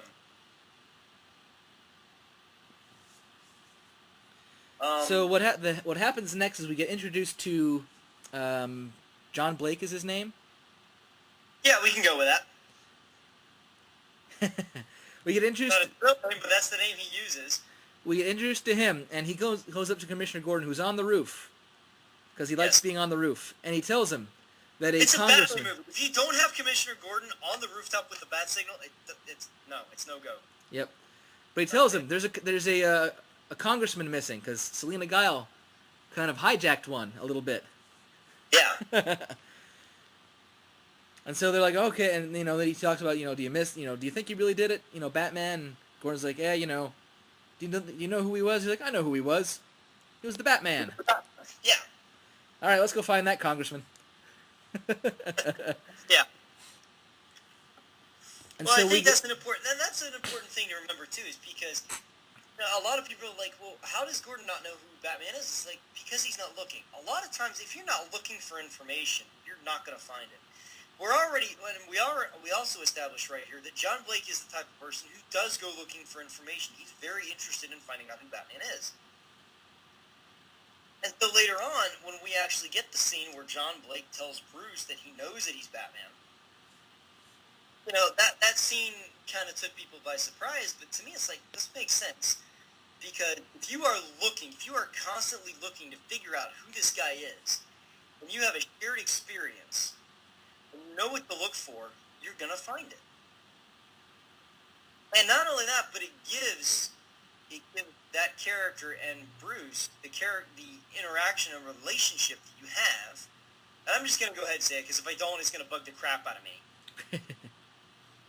You get the Robin-Batman relationship that you're expecting, And they do it in a way that's true to the comics, because John Blake is an amalgamation of Dick Grayson, Tim Drake, and Jason Todd. I mean, you have the fact that he's a cop, just like Dick Grayson. You have the fact that his dad was killed in front of him, just like John Blake, or just like Jason Todd. And you have the fact that he's got keen detective skills already, and he actually figures out who Batman is, just like Tim Drake. So you have those elements there, and they do it in a way that it's true to the character, but he doesn't suit up in the red and green suit. Right. And honestly, no one was ever expecting that. Because it honestly, and I do have an idea for a trailer that I'd like. Maybe I'll get to one day. But the only way I could ever see that costume making sense in a Chris Nolan film is if you had Dick Grayson as a circus performer, and let's say his circus outfit was green, and he puts that on like as his first night out suit, kind of like Bruce had, where he take Bruce's ninja armor and like the chest piece, he spray paints that red, to symbolize the Robin, the red chest, and he puts on Bruce's ninja gauntlets and goes like that or something. But the way that they did it here was just really, really cool, because when you first are introduced to John Blake, he's a cop, and you see that he's a competent cop, and at the same time, he seems to be the only one that is questioning things and actually thinking, whereas the other guys just kind of go along with stuff. Mm-hmm. What could actually be because they're complacent in their jobs, because they don't have to, deal with the organized crime, and they're not staying on their toes. Right, so we kind of missed this. Like, this is like the first time in a while where it's a organized crime free Gotham City. Yes. So they're like, the cops like, the war is over. The war is finally over. Yep. So they have got a little complacent. That's another reason I want to point out. That's another reason why Batman quit, is because it wasn't just the fact that Rachel died. It was the fact that his mission was completed. There's a lot of fans who are like, oh, but why didn't he do this? Like, okay, the reason he doesn't do that in the comics is because they want to sell comics. You're not going to sell your comics on a monthly basis if Batman decides to stop being Batman. If Bruce Wayne stops being Batman, then you can't sell comics anymore. In a film series that takes itself seriously and earnestly, that is set in a realistic setting, Bruce Wayne, and if you go, and I think especially seeing the trilogy all together, helped me understand a lot of the points in Dark Knight Rises better, because I was, he talks about in The Dark Knight, when he tells Rachel, Harvey Dent is the hero with the face that the city needs. I can finally stop being Batman. In Batman Begins, Bruce tells Alfred, as long as it takes to show the people of Gotham that their city is not going to be run by the criminals and corrupt. Well, he did that in The Dark Knight. He helped stop organized crime. Mission accomplished. You can go home now. And rest that knee. Yeah. Which, and that's the other thing too, is, we see Bruce, he goes to the doctor, and for those people that didn't get it, for whatever reason, the doctor was played by, and I forget the guy's name, but he's one of the cops on Reno 911, and he was the German guy in Balls of Fury. Which I just found, as soon as I saw it, I'm like, oh my god, that's hilarious, that's awesome. And there you were able to have an in-joke in the scene without, being blatant about it. So he goes to a doctor that's at the same hospital where Jim Gordon is at. Well, we kind of skipped By the way, why Jim Gordon's in the hospital. Yeah, see, I don't think the same way you do, so. So by the way, we should probably mention that Jim Gordon is in the hospital because in a previous scene where Selina Kyle was selling her or Bruce's fingerprints to Daggett. They never call her Catwoman in this. No, they don't. But you know what? Here's the interesting thing. You don't have to. Yep. Because when you walk out of the theater, you say Catwoman. Nobody refers to her as Selina Kyle. They say Catwoman. They say Catwoman. I think that's a great testament to the character and the fact that the character's in such the pop culture as much as she is, because you don't even have to say the name, and the average moviegoer knows who it is. Right. In fact, you can call her Selina Kyle all day you want. The average movie person goes, so that's Catwoman. But she was selling, Bruce's fingerprints, and that was an awesome scene because we got to see some Catwoman or Selina Kyle action. She didn't even have her Catwoman suit, but we had some Selina Kyle action, and that was a great introduction to her abilities, like in I don't want to say a firefight, but in like a kind of a mass confusion setting, and also her playing up the fact that she's a woman, because then she's screaming like a victim, and then whenever that's done, she's like, okay, is the coast clear? Good, I'm out of here. Right. So, deception, a very powerful tool. Yeah. He just does it a little differently than Bruce, which is another reason why they're perfect for each other, because they're very different.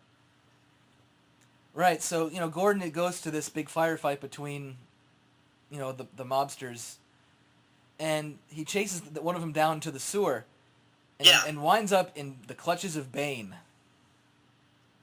You know what? You made that sound awesome. Thank you. More awesome than it is in the film. It's like, he winds up in the clutches of Bane. It's like, if they even kind of went that route with it, I'd still watch it and love it. Just because they could do it in that way, and that would be awesome.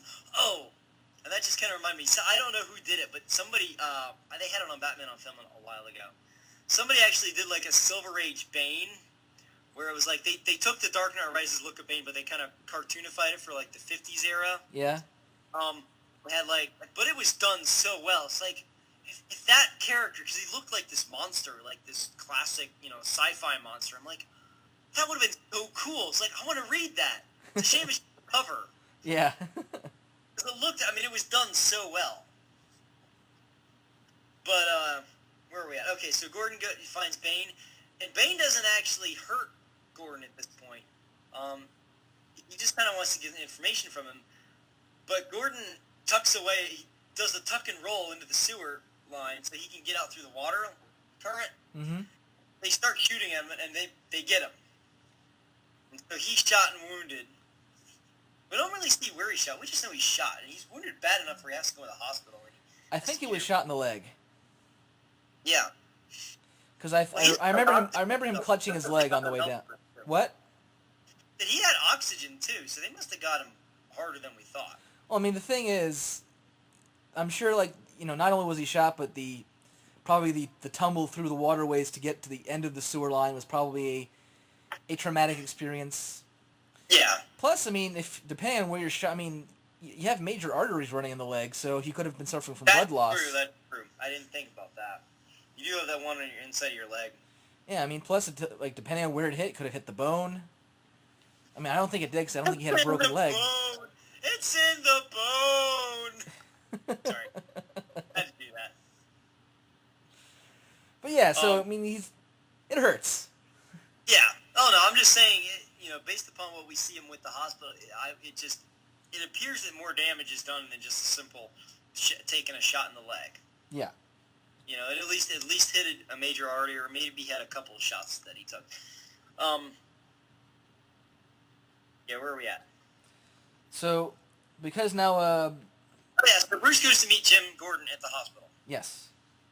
Well, we discover that Bruce has no cartilage in his knee. Yeah.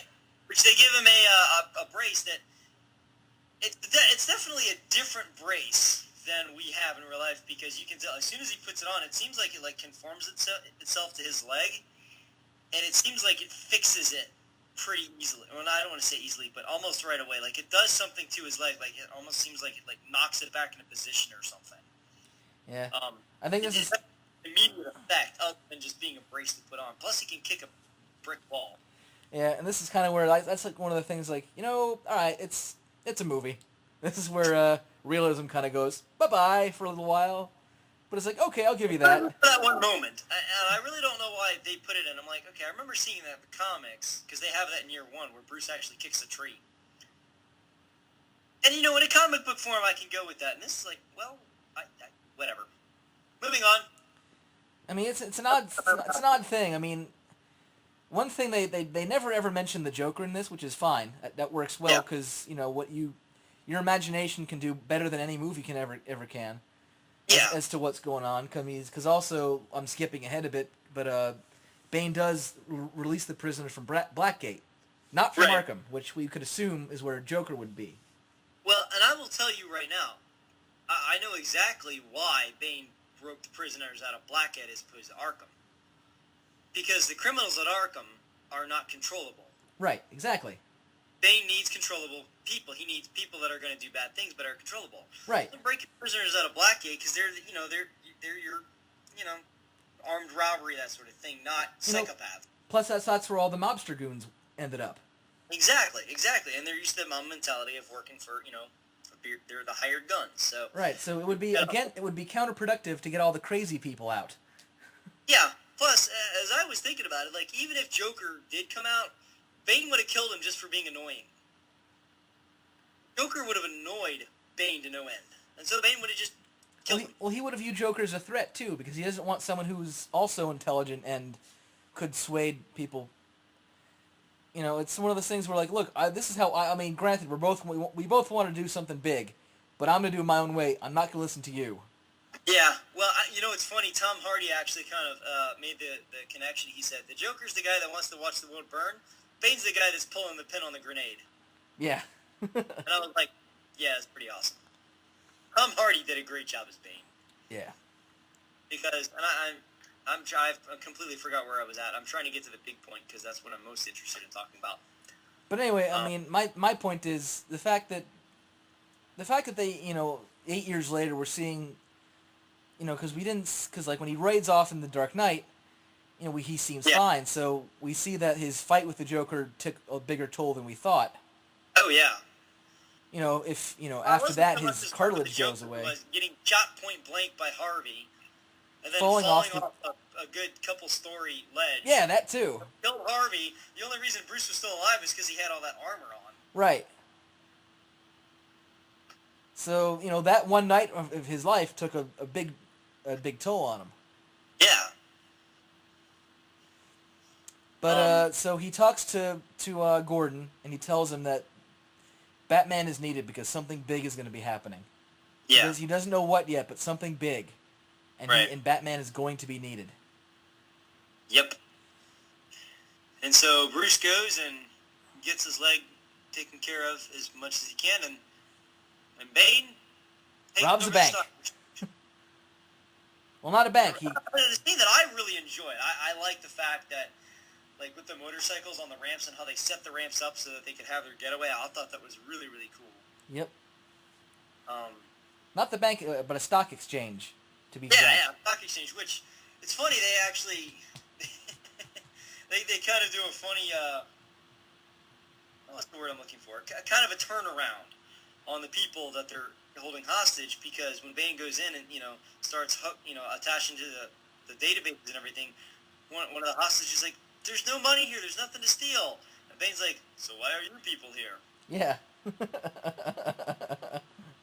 To which it was like, touche. Mm-hmm.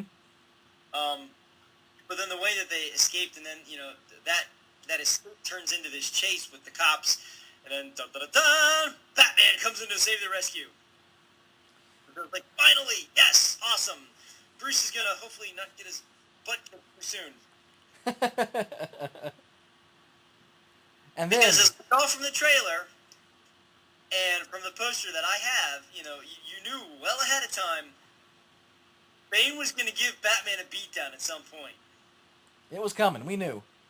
Yeah, we knew. We didn't know what was going to happen after that, but we knew. Yes. We knew there was going to be a beatdown, and it didn't lead in directly, but, after this chase, and then we get introduced to Batman's new vehicle, the Bat. I will say, this entire sequence, because this sequence cinematically was very different from stuff I've seen. It's very long, because it starts off with a stock exchange, then it goes into the chase with the cops, then it goes into the chase with Batman, then it goes into Batman fleeing the cops in the Bat, which goes into saving Selina Kyle. Saving Selina Kyle, which goes in, and it feeds in itself, and it's all in one sequence. It's not like, it's sectioned off. Right. Which I thought was really, really cool. You kept on your toes, and I liked it because I felt like a lot of stuff was happening right there in the sequence.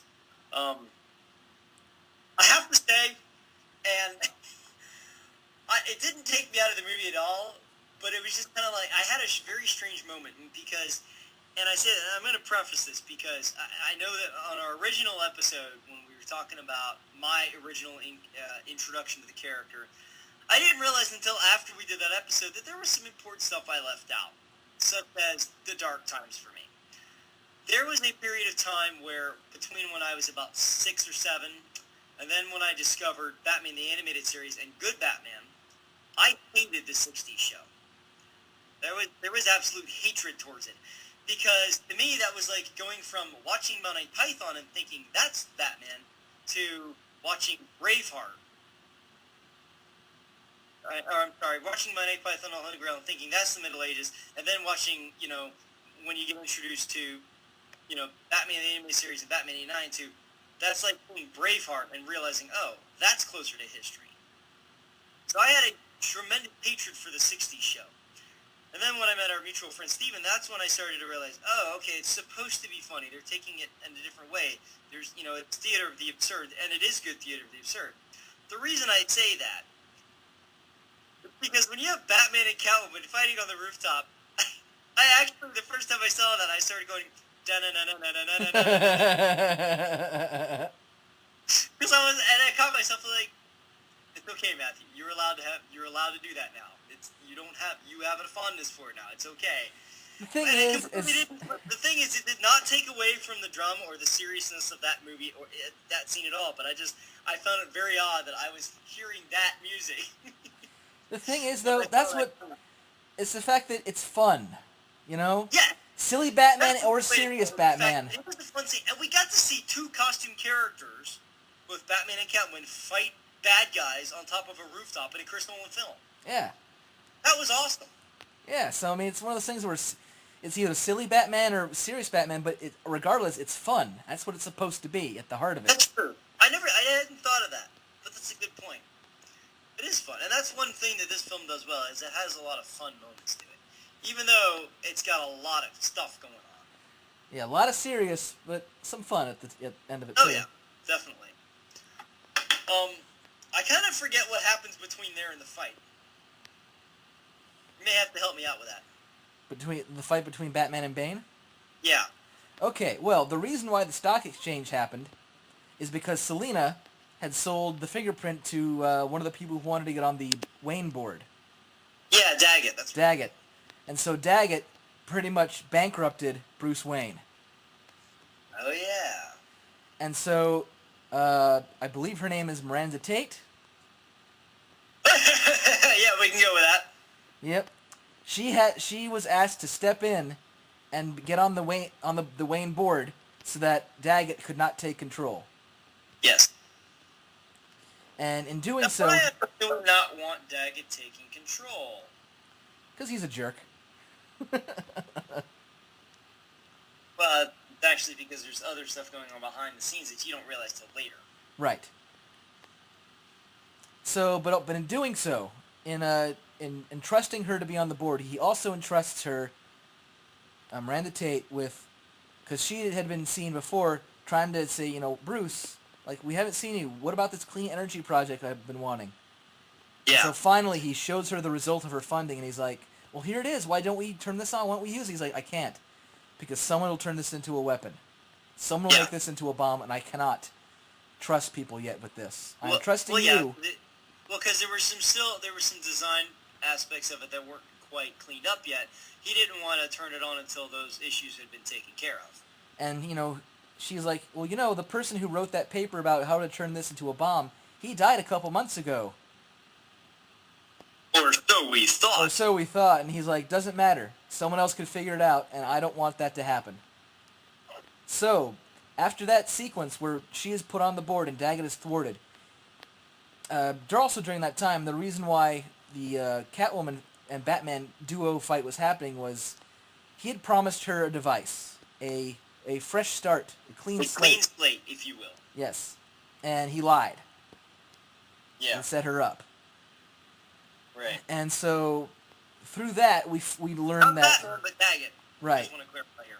Right, and through that, after we learned that, we learned that Daggett is working with Bane. He hired Bane to get this through, and so once Daggett is thwarted, getting control of the Wayne board, he goes to Bane. He's like, "What the heck, man? Why isn't this isn't working? You failed." And Bane's like, "I don't think so." And Daggett is no longer in the picture. Actually, that's not a very good way of recounting that. Let me try this again. Daggett looks at Bane, and Bane comes in and, says, I don't think that's how we're going to go. And Daggett's like, well, wait a minute. Who are you to tell me what to do? I've hired you. And Bane just puts his hand on Daggett's shoulder and says, what gives you power over me? And Daggett's like, but I'm in charge. And just the way that Bane looks at him and says, do you feel in charge? And you're like, it's coming. And you see Bane just kind of reach over to Daggett's face. And the camera cuts away to another room, and you just hear, "Ah! I'll let you accepted, Captain Nita." Yeah.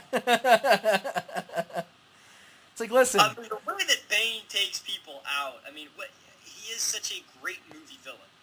Because he's calm about it. He's like just, and you're done. Didn't even break a sweat. Yep. He's calm about it, and the fact that he really does give you a sense of dread that other movie villains, just other antagonists in other films don't always have. Is, he gives you the sense of dread of, let's just stay away from him. Let's not even bother saying hi. Let's just stay away from this guy. Right. So after all of that exchange, and we see that the wheels are in motion. Bruce hunts down Selina Kyle because she, on the pearl necklace she has a tracer. Yeah. He hunts her down and he tells her, look, I know what you're after, and I can get it for you. I have a powerful friend. Yes. That needs your help. He needs to find these people who are doing all these things. He has to find Bane. Right. And she's like, maybe. And so, Batman she's waiting around, and Batman shows her, like, oh, he does have a powerful friend. I need to find Bane. Yep. He's like, all right, I'll take you to him. You're not going to like it. And then before he can say, and then he's like, Miss Kyle? Oh, and Miss Kyle, and he turns around and she's gone, and he's like, oh, so that's what that feels like. Well, that was before. I know. That was when they met the first time. Oh, that's true. It's all fuzzy. This is why I need to see it again. So she leads him down, and they have a really cool, just her leading him down there was just a cool sequence, because he's going in the shadow, beating the heck out of people, and she's beating them up too, and they're just casually doing it. It's like, man, this is like a great team. But not only that, but they're working together. She's kind of they're setting each other up. Yes. Really cool. Which is another reason why they are right for each other. Right. But setting up is the right term, because this was kind of a setup where he goes forward and cage doors go up, and she's like, I'm sorry, but I had to. And I'm sorry to keep disappointing. She didn't know what was going to happen. No, and then the big confrontation. Batman and The Bane. confrontation that all comic book fans, or at least fans of Batman, have been wanting to see since 1997. And we finally get it. And the thing is, not only do we get a great fight sequence with Bane. I mean, the fighting is it's different fighting than we've seen before because it's a little more. I mean, it's no holds barred. You know, Batman is not trying to use certain martial arts techniques that he knows works on other people. He's going all. He's putting everything he has into this fight, and it's not working because Bane is taking every punch Batman throws. And the thing is, it's not that Batman isn't landing a punch. He's landing them. They're just not affecting Bane at all. And what we learned before this fight, though, is that Bane was a member of the League of Shadows. Yeah. So he's had the training, and so some of Batman's skills and tricks don't work. Like when he throws the smoke There's grenades. a thing, and Bane is like... Doesn't even flinch. The deception of powerful agents to the uninitiated. You and I are initiated, though. And then Batman turns off the lights. That was a really cool part. And Bane's like... The dark. I was born into it, molded by it. The dialogue that Bane delivers during that scene is brilliant. Just absolutely brilliant. I mean, it gives you such a great sense of the character. Mm-hmm. And really, and it enables that fight sequence to just go from a fight sequence to just a really great scene. And then you get to that moment where Bane just starts pummeling Batman, and he's just beating him in the face, and you hear that crack of the cowl, and you're like, oh crap, he's beating him. And then it keeps going, you're like, holy crap, there's more? And then with a moment, when you see Bane lift Batman up, you're like, oh, no, holy crap, they're going to do it. They're going to do it. And crack. And you're like, ow. You're like, for me, it was like, holy crap, they did it. Holy crap, they did it. Holy crap, they did it. That was awesome. The fact that they actually went the full Monty and broke Batman's back. I mean, we knew that we were going to have elements of Nightfall, but we didn't know we were going to get the full thing. So not only does he pummel Batman to a pulp, he also, before the fight even begins, he calls him Mr. Wayne, with Catwoman present, so she knows now. Yeah. But also, during the fight, we find out where in the sewers they're located. Underneath the armory, of all things. They steal Batman's stuff. Yep. Because and this really shouldn't come as too much a surprise. We've been very well. It surprised me when I saw it the first time. I was like, "Whoa!" Sorry, I dropped you. Technical difficulty. Technical difficulty there. Sorry about that. I mean, when I saw it the first time, because I unlike you, like when there's a movie I really want to see, I try not to look at stuff. Well, I'm not. Let me clarify. I'm not saying this shouldn't come as a surprise because we already knew. I'm just saying the fact that Bane knew where to go is, I don't want to say set up, but at least the fact that Bane knows what he's doing. I mean, he's a smart individual. He's a highly intelligent individual. That's set up well in advance. Yes. I'm just trying to point out here. It's not a stretch. It's not hard to believe that Bane would know where to go. No, I'm not talking about believability. It's more of the fact that, whoa, they're going like this? Like, just a genuine surprise. Like, wow, like, this is going crazy. Yeah. I was definitely not expecting that. Yeah, so it's not a disbelief surprise. It's just a genuine surprise. Like, this is a twist. Was not expecting this. Definitely a twist. It was a good twist. And like I said, it makes sense. Bane knew a lot. I mean, he knew who Bruce Wayne. He knew who Batman was. He knows all these different things, so of course he'd know where to go. Yes. And not only that, but he calls what he's going to do. Like after he cracked the cowl, he goes up, blows the hole up, and he shows him that I have your stuff. And he actually before he does that, after he cracks the cowl, he says, "First, I'm going to show you where we're at, and then I will break you." And he does that, and he's just, like you said, he's so calm about it, and so confident, and everything. It's just, God, what a great villain. It's one of those things where you don't want to root for him at all. But Tom Hardy gives such a great performance that you are glued to every minute of every scene that Bane is in. Yep. And the thing is, what I like about it is they didn't try to have this character in any way, shape, or form compete with Heath Ledger's Joker. It's not trying to be better. It's just different. And so you can appreciate both on their own terms, and I think that's really great. Yep. So, after Bane breaks Batman's back, at least to the point where he can't walk anymore. Right. Which doesn't take much. We have very sensitive spines. It doesn't take much for us to not be able to walk. Yeah, just ask my mom. Yeah. he takes him, Bruce is taken to the very same pit prison that Bane grew up in. Mm-hmm. And he's put into a cell, and Bane tells him that, basically, I could have killed you, but that's too easy for you. You want to die. I'm not going to give you what you want. I'm going to take the thing you love the most. I'm going to tear it down. I'm going to take your soul and destroy that first, and then I will kill you. Then you'll have my permission to die. Exactly. So I basically... I love it when Batman uses that same phrase again later. It's like, yeah. oh my god, that's awesome. Like, yes! It's a little out of character, but yay! It wasn't so much out of character. Well, you say out of character. Batman doesn't say he's going to kill him. He just says you have my permission to die. Yeah. There's a difference. Yep. But, he reveals, like, look, what am I going to do? I'm going to fulfill Ra's al Ghul's destiny, which is destroy Gotham. And you get to watch it from here. Yeah. And he does that and he does it intentionally while he wants Bruce to watch. Yep. He wants Bruce to feel that pain and suffering. And what he also mentions, what I felt was a really cool, thing, because it motivates how he acts once he's back in Gotham, is, look up there, like, the wall, the thing that you can scale, it's hope. And down here, hope dies. Yes. So that's what I'm going to do to yours, and then, like, once you realize that you have no hope is when you truly can die and your soul dies. That's what I'm going to do to your city. I'm going to give them hope.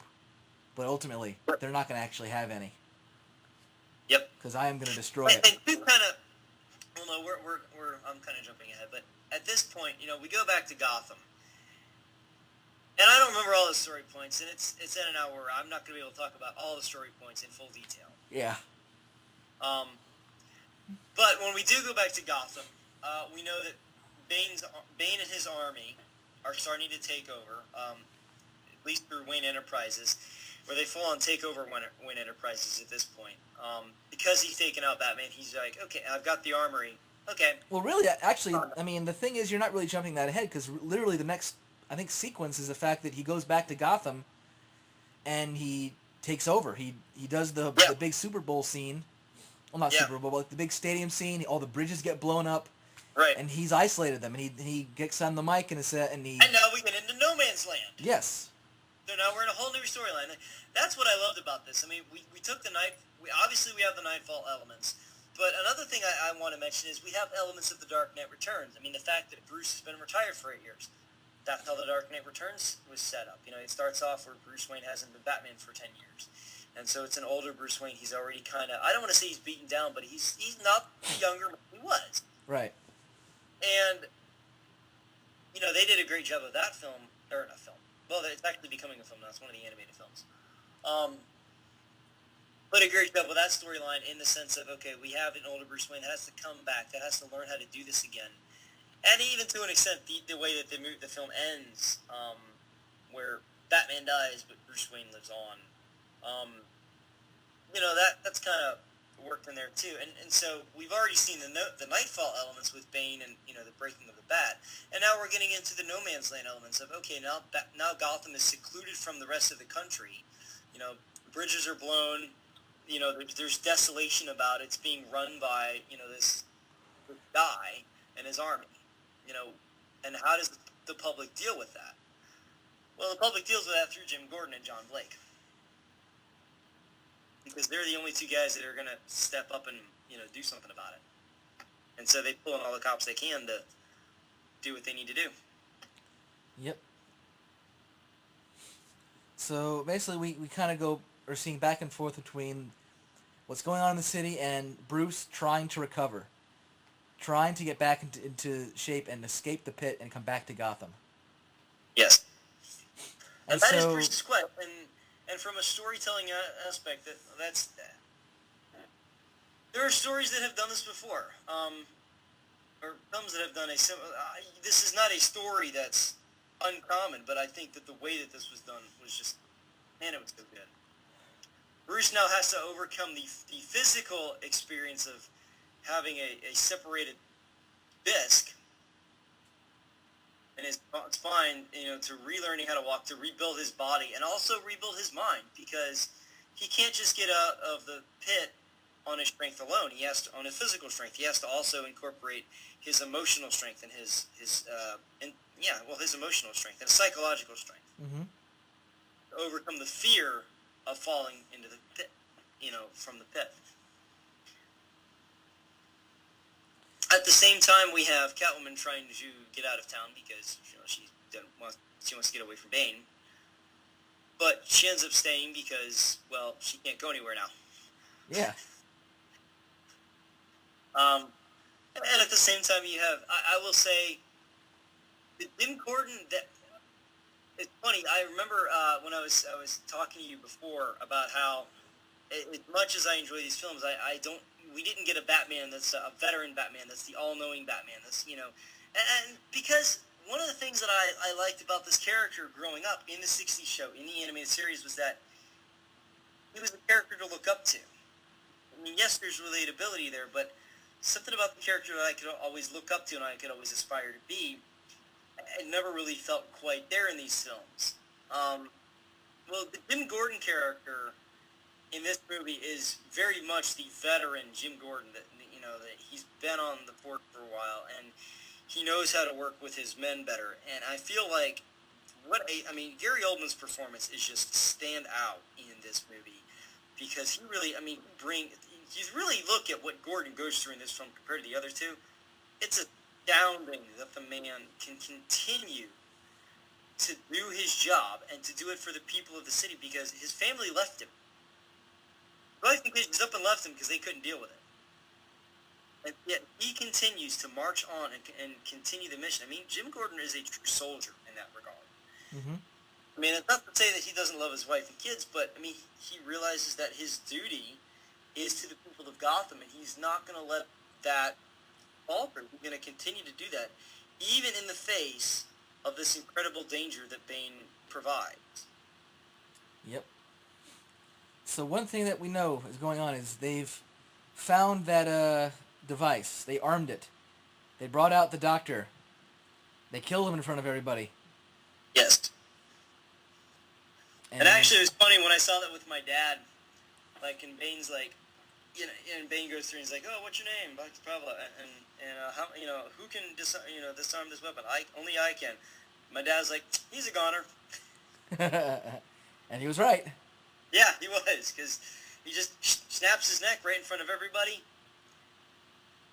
And then Bane, gives them false hope. He tells them that one of them is the Trigger Man, but they don't know who it is. Yep. What he doesn't tell them is that realistically there is no Trigger Man. The bomb is going to go off in 5 months no matter what. Right. So,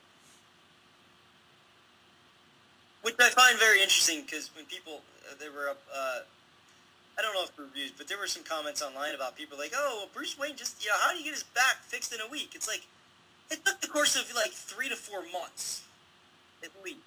Yeah. When he was in that pit. It's all the movie, people. If you really, you don't... notice how they went from, a warmer climate to winter. Yeah, to winter, and then back to a slightly warmer climate, He came back during the winter. Oh, yeah, that's right. Well, that's what I'm saying. We go through quite a number of months here. This is not a week-long story. Right. So. But I find it rather interesting that people would not understand that, hey, that's called passage of time. So. Because I've never seen Chris Nolan have a montage in a movie, so I wouldn't... it'd be kind of cool, but I'm not seeing that as Chris's MO, so... Well, he kind of had one in Batman Begins. Yeah, that's true, but even then, it wasn't your typical montage. No, it wasn't. But to an extent, we have that here. It's just that it's happening concurrently with so many other events. So, you're cutting back and forth. And Batman Begins, all that stuff was, connected right next to each other. So you didn't have to see. You could do more of a montage sequence. Whereas in this, you're cutting back and forth between prison and Gotham. So I think honestly in that case the montage probably would have hurt it. It would have slowed down the pace. Oh yeah. So, but a bunch of stuff happens. I can't remember it because I'm not that good with details like you are. Bruce finally learns that where he finally gets his back in shape. He finally gets to where he can walk again. Finally starts working out again in the prison because he's got nothing better to do. Because you're in prison, so you work out. Which is why most criminals are really, really big and buff. And so he finally tries to start climbing up the pit because he's tired of watching the city die. And we also have this really cool scene in Gotham where Bane takes, Gordon and Fox to one of the quote-unquote judge areas, or the courts. Then we find out that Professor Crane, Scarecrow, is still at it, and he's one of the judges. and it was funny because when we were watching that scene, and he's like, "You want exile or do you want death?" And I was honestly, I was expecting Gordon to be like, exile. And then Crane to be like, "Oh, I'm sorry, we're all out of that." And have Gordon be like, "So my choices are or death?" I'll have the chicken then. I mean, Chris is British. He's got to know Eddie Izzard. I'm sorry. Oh, I'm sure. He's got to know it. That would have been too awesome. And a little nod that would have been funny, but at the same time,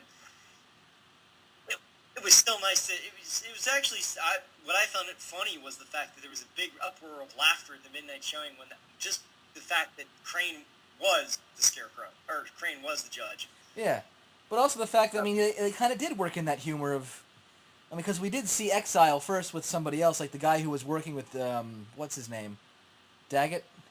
Yeah. Yeah, we saw him and he chose Exile, and the Exile was walking on the ice trying to get off the island, and then you fall through the ice and die. And so when they finally did catch Gordon, Gordon's like, "If you think we're gonna go out on the ice, forget it. So we'll choose." So Crane's like, "Death then." Like, "Yeah, I guess so." And he's like, "All right then, death by exile." Exile. Yeah. No, that's true. But at that point in the movie, Bruce Wayne has finally figured out the truth because while he's also in the pit training, is also when we start getting the Bane story unveiled to us through the prisoners. Right. And so through that, he learns he has to overcome the fear of death, even though he thought he already had it. Yeah. And escapes. And what I kind of like, what I thought was like a little, they didn't make a big, it wasn't like "and I'll set you free," but as he, gets out, he just kind of throws the rope down until "All right, you guys, here it is." Yeah. And then walks out, and as Gordon and his men are trying to go through the ice, Batman has returned. He goes, "Light it up." And the big bat signal goes up in the air. And Bane's like, "Impossible." Which I thought was a cool thing. You there? Yep. Okay. It sounded like you cut out there for a second. No, I'm here. Okay. The joys of doing this in a different area. Yeah. Well, that's pretty good so far. So Batman comes back and lights up a big bat signal in the sky, which is awesome. He also contacts Selina. He gets in contact with her, and he tells her, this is real, and I need your help doing these things to get to free Gotham. Oh, before we actually have Batman back on the scene, after Bruce escapes the prison and comes back, he has an interaction with Miranda Tate. Yes. Which I think it was there that she says the phrase, "doing what is necessary." One thing we do want to mention about Miranda Tate, she says two phrases that are big clues about her true character. She says the phrase, doing what is necessary and restore balance. Both of which another character sang. Yep. And those are big clues, especially to those of us who already pegged her as this character. Kind of notice, and I noticed it. I noticed it primarily because when we saw the marathon, I was, and you see them back to back, you're able to pick up on these things better. I'm not sure if I would have picked up on those had I not previously watched Batman Begins in the Dark Knight prior, literally right before seeing this film. Yeah. But it was nice to see those extra touches because, when he comes back, he has the interaction with her, and he's also broke. Bruce Wayne has no money; he can't even afford power. Well, that's before this. Oh, it is. Yeah. I don't. Like I said, it's all a blur. I remember that interaction happened before his first confrontation with Bane. Okay. At any rate, he comes back, and because he has no power in his house, which means the Batcave, which we finally do get in this movie, has no power, he's got to go back to his Bat bunker, because that's where his, secondary stuff is. So, and that's actually straight out of comics. In No Man's Land, Bruce actually has what he calls mobile Batcaves, and it's basically, like an unused portion of a sewer, like maybe an abandoned subway station or something like that, that he'll use to just store, an extra suit or, some extra flash grenades or something, just, so he can, recharge. Because especially in the No Man's Land storyline, he was going around taking care of a lot of stuff, and he needed it. Yeah. So I was really happy to see that they worked that in, and it was also set up in The Dark Knight where he has that bunker. So they're not saying, hey, we've abandoned it. It's still here. He just didn't use it because he hasn't been Batman, but it's still here. So he's got his extra suit, which means he actually has two suits in this film. The one that he had at the cave, and then the one, well, I guess he got crunched. Yeah. Yeah, kind of beat to hell. But yeah, that one, and so he's got his extra one at the bunker, so he grabs that. He gives Selina the Bat Pod. Use that. And he goes and he grabs his whatchamacallit, the bat. By the way, just think about the autopilot. We do need to mention that. Yeah.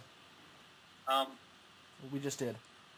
Yeah, well, that's about all I was going to say, because that's all I remember. There's this thing about the autopilot. It's important. And so when he goes back to Gotham and, as Batman and reintroduces himself to Gordon, he meets John Blake for the first time, and we do kind of have a little bit of a Batman and Robin moment, which is kind of cool.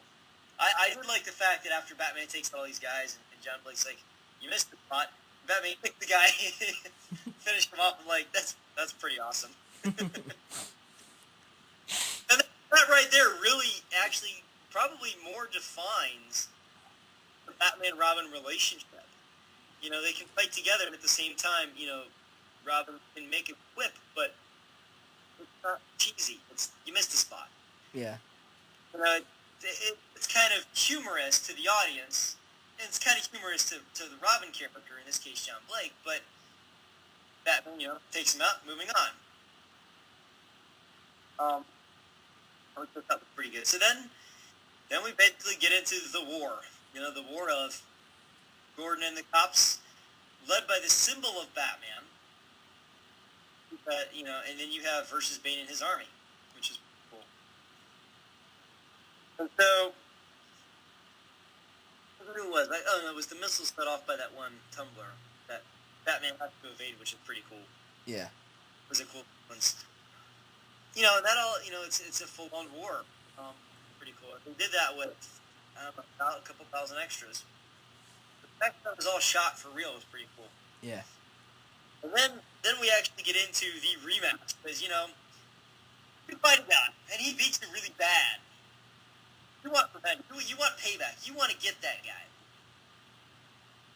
Batman comes back, and he faces down Bane on the streets, and at this point, it's daylight. I mean, they started off at night, but, it's one of those things like, I do remember when we saw the trailer for this, like, okay, we're seeing Batman in the daytime. What's happening that Batman is in the daytime? And we see it is because, at this point, it doesn't matter if it's daytime or nighttime, this has to go down. Yep. So they have the rematch.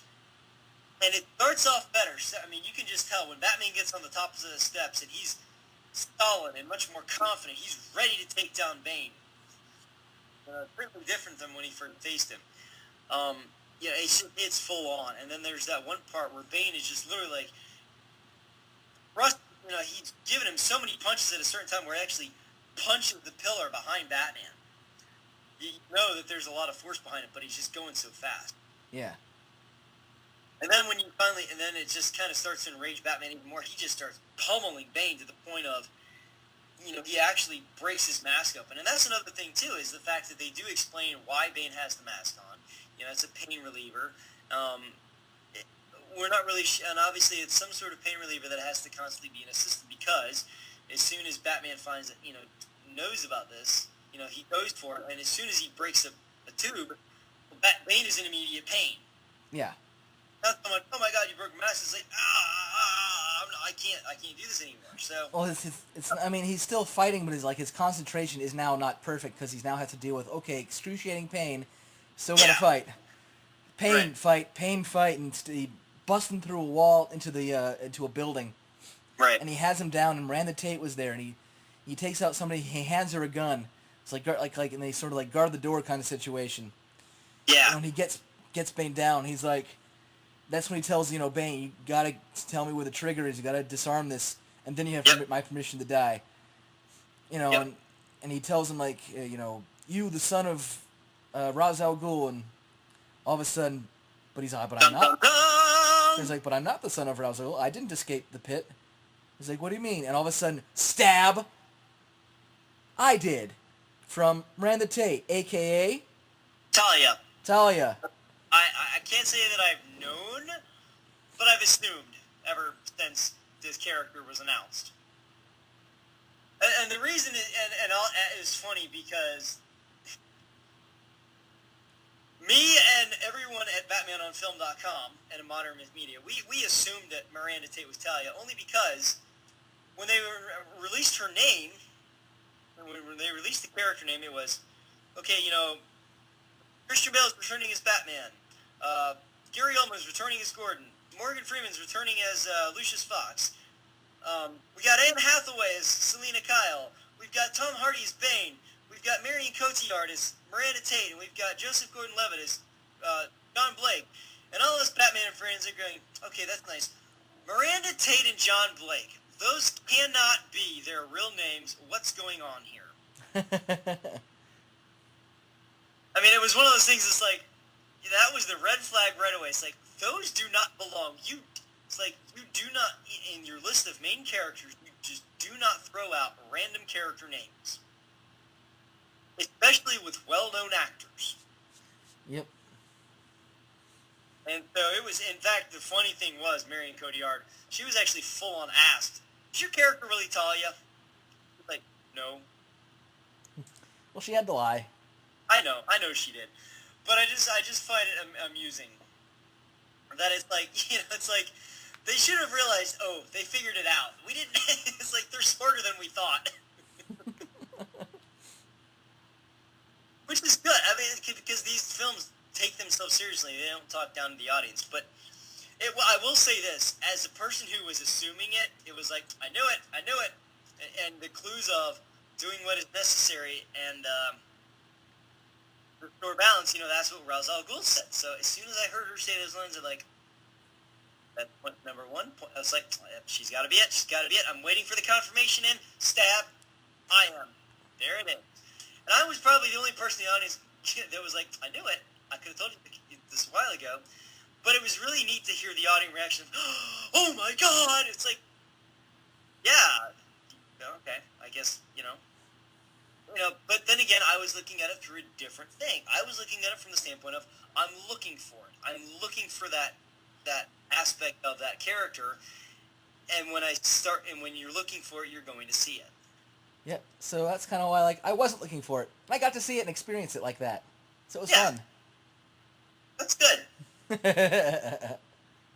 and it's one of those things of, it did not take away from my enjoyment of the film. Actually, if anything else, it made me enjoy it in a different way with the same amount, because I'm like, yes, they got Talia in here.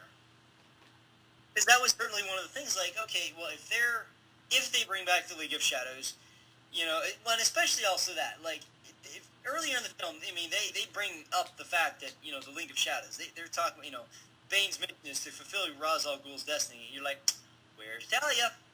Where's Talia? I mean, plus we had a Liam Neeson cameo. Exactly. Which, I like the fact that they did the route they went. They hinted at the immortality of Ra's al Ghul without making it scientifically that. They kind of said, well, he's immortal because you see him in your mind and that sort of thing. But plus his lineage lives on. Yeah, exactly. The legend lives on, and that's the point. And that's another thing that goes into the theme of this film, is that the legend lives on. And also, because we haven't really talked about this much.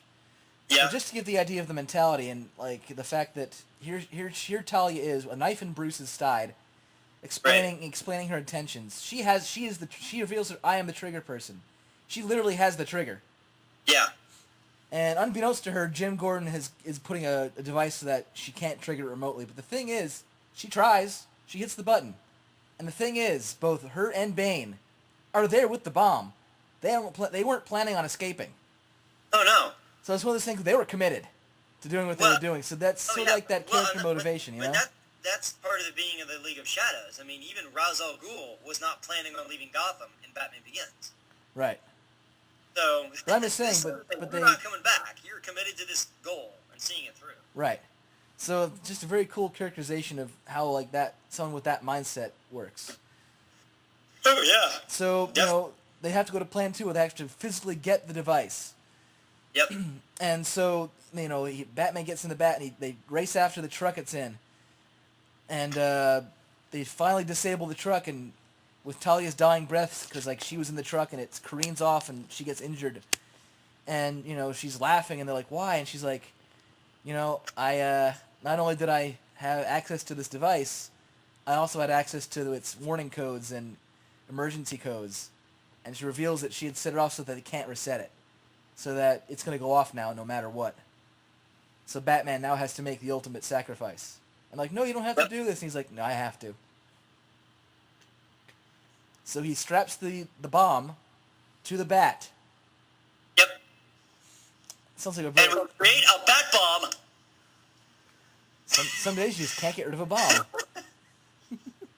Sorry, I just had to. Did you hear what I said? No, what'd you say? Some days you just can't get rid of a bomb. Get rid of a bomb. I know. I was actually I'm gonna wait till the next part to say that. But exactly, like the funny thing is, a lot of people have had that going through their heads. They're like. And that's awesome. It's like, we can almost, right there, we've made, the other thing is, and I do need to point this out. Yeah. Because we've already made two 60s show references. The Catwoman costume design itself is straight out of the 60s show. Yeah. It's definitely inspired by the Julie Newmar Catwoman design, which makes sense. I mean, they have elements like, I will say, the materials that it has are definitely not from the 60s. I mean, the suit that she wears is definitely protective. We're not really sure what it's made of, but it definitely has an aspect of protection for her. She's got you would think, looking at that outfit, it's like, what would a cat burglar who needs stealth but also protection wear? You'd think of something like that. Yeah, exactly. It's like spy gear, really. Oh yeah, it's totally, which is one thing I like about that characterization, because she is more of a spy. Like, she almost has like a female James Bond aspect to her. Yeah. Which is kind of cool. Oh, that's my train of thought now. Well, now at the end. Every time you're thinking about Catwoman, that's all I just have the image in my head, and that's all I can think about. We're at the end where Batman is making the ultimate sacrifice. Oh yes. Well, one thing I have to say is that before he takes off with the bomb, him and Gordon have a very, very important exchange. Yeah. Where, Gordon says,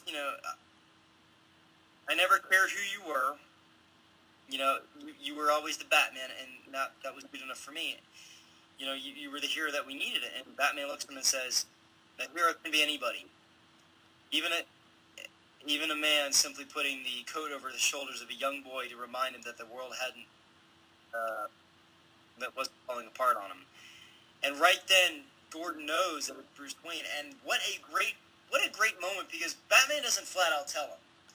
But at the same time, he tells him, he lets him know that what he did for him as a child meant the world to him. And that you almost kind of get the sense that Batman is inspired by Gordon. And vice versa, that, they inspire each other. And I think that, and when you look at it, and when you go back and look at the other two films, you really do see that they do inspire each other, I think. Yeah. And that really helps define their relationship. And I think it really makes it that much more palpable and that much more earnest and that much more, you have so much more invested in their relationship because of that, I think. Mm-hmm.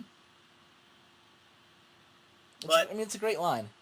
Oh, it is. And that's one of the things about, Chris Nolan and his brother, they wrote the script for this. That's one the good thing about the way that they have written it, is because such great dialogue.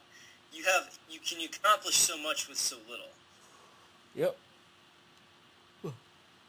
So then we have Batman, taking off the bomb, and at this point he's got to fly over about 6 miles over so the bomb can go off and no one is hurt but him. And they leave you with that because the bomb will go off and I'm like, no. Wait, no, they didn't do that. Please tell me they didn't do that. I'm like, holy crap, we did it, because then it cuts to Bruce Wayne's funeral. And then it starts to sink in, and you're like, no. No, please, no. Because, it was, and this is where the ending of the movie gets really, I have to tell you, because I knew that Batman was no longer going to be Batman at the end of this film, and that's simply because of the trailer. They said it was the epic conclusion. Yeah. Telling a story. This was nowhere in spoiler territory, because they kind of flat out told us up front, okay, this is the end of the story. But it became the issue of how does it end? And for me, I was on the edge of my seat the first time I watched this anyway, just because I had no idea how this was going to turn out. Or even really what was going to happen. So, the way they end it with Bruce and Selina being at the cafe and Alfred meeting there, and they have that exchange, and that somehow Bruce made it out, and when the drums kick in, you're like, yes! And they end the shot with John Blake, who, as he's picking up something that was left for him by Bruce, reveals that his first name is actually Robin. Yes. Which I think is brilliant, because when I first saw that, I'm expecting to hear Dick Grayson, but when they said Robin, I thought, well, that's just great, because, that's just a great, to me, that actually made it better than just having Dick Grayson, because then you're incorporating the Robin character in terms of whether it's Dick Grayson or Jason Todd or Tim Drake or the new one, Damian Wayne, or the Carrie girl from Dark Knight Returns. There's always been a Robin. And I think that's something that you needed to have in there for it to really be a complete Batman trilogy. But to have it done in a way that's so subtle and yet so... all-encompassing. Yeah, there you go. You literally took the words right out of my mouth, because they weren't there. Right, yeah, so you literally have, the last shot of that movie is literally Robin finding his way into the Batcave, standing, getting into the water of the cave, and then having a killer rise up. Yes. And then, boom, the Dark Knight rises. I know, it was great. I think that gave me the energy to drive home that night. Yeah, because we were there late. Yeah, 3:30 in the morning, 4 in the morning. Yeah. Before we got home, and it was worth it. I didn't want to go to bed that night, obviously, but it was one of those things. At the same time, after the first time I saw it, I'm like, wow. I think my mind's blown. I don't know. As much as I wanted to go see it the next day, because we put that off, and I'm like, yeah, let's go see it again. I'm like, I don't think I can handle seeing that right away. I was spent. I needed time. I needed time to process the information, because there was so much that happened. There was so much that I loved about it. I mean, honestly, I'm sure if I sat and nitpicked it, I could probably find something I didn't like. I mean, what I will say, this is a constructive criticism. It's not something I liked or didn't like. It's just constructive criticism. Yeah. Yeah, Christopher Nolan, you are going to present us with this trilogy of films that it takes place in the same place. It would be wise to make sure that the architecture of Wayne Enterprises you use in the first film is at least close to the architecture of Wayne Enterprises in the third film. Because not one film, and not a single film, has even close to the similar architecture of Wayne Enterprises building in any one of the three films. Oh, They're well. completely different from each other. Oh, well.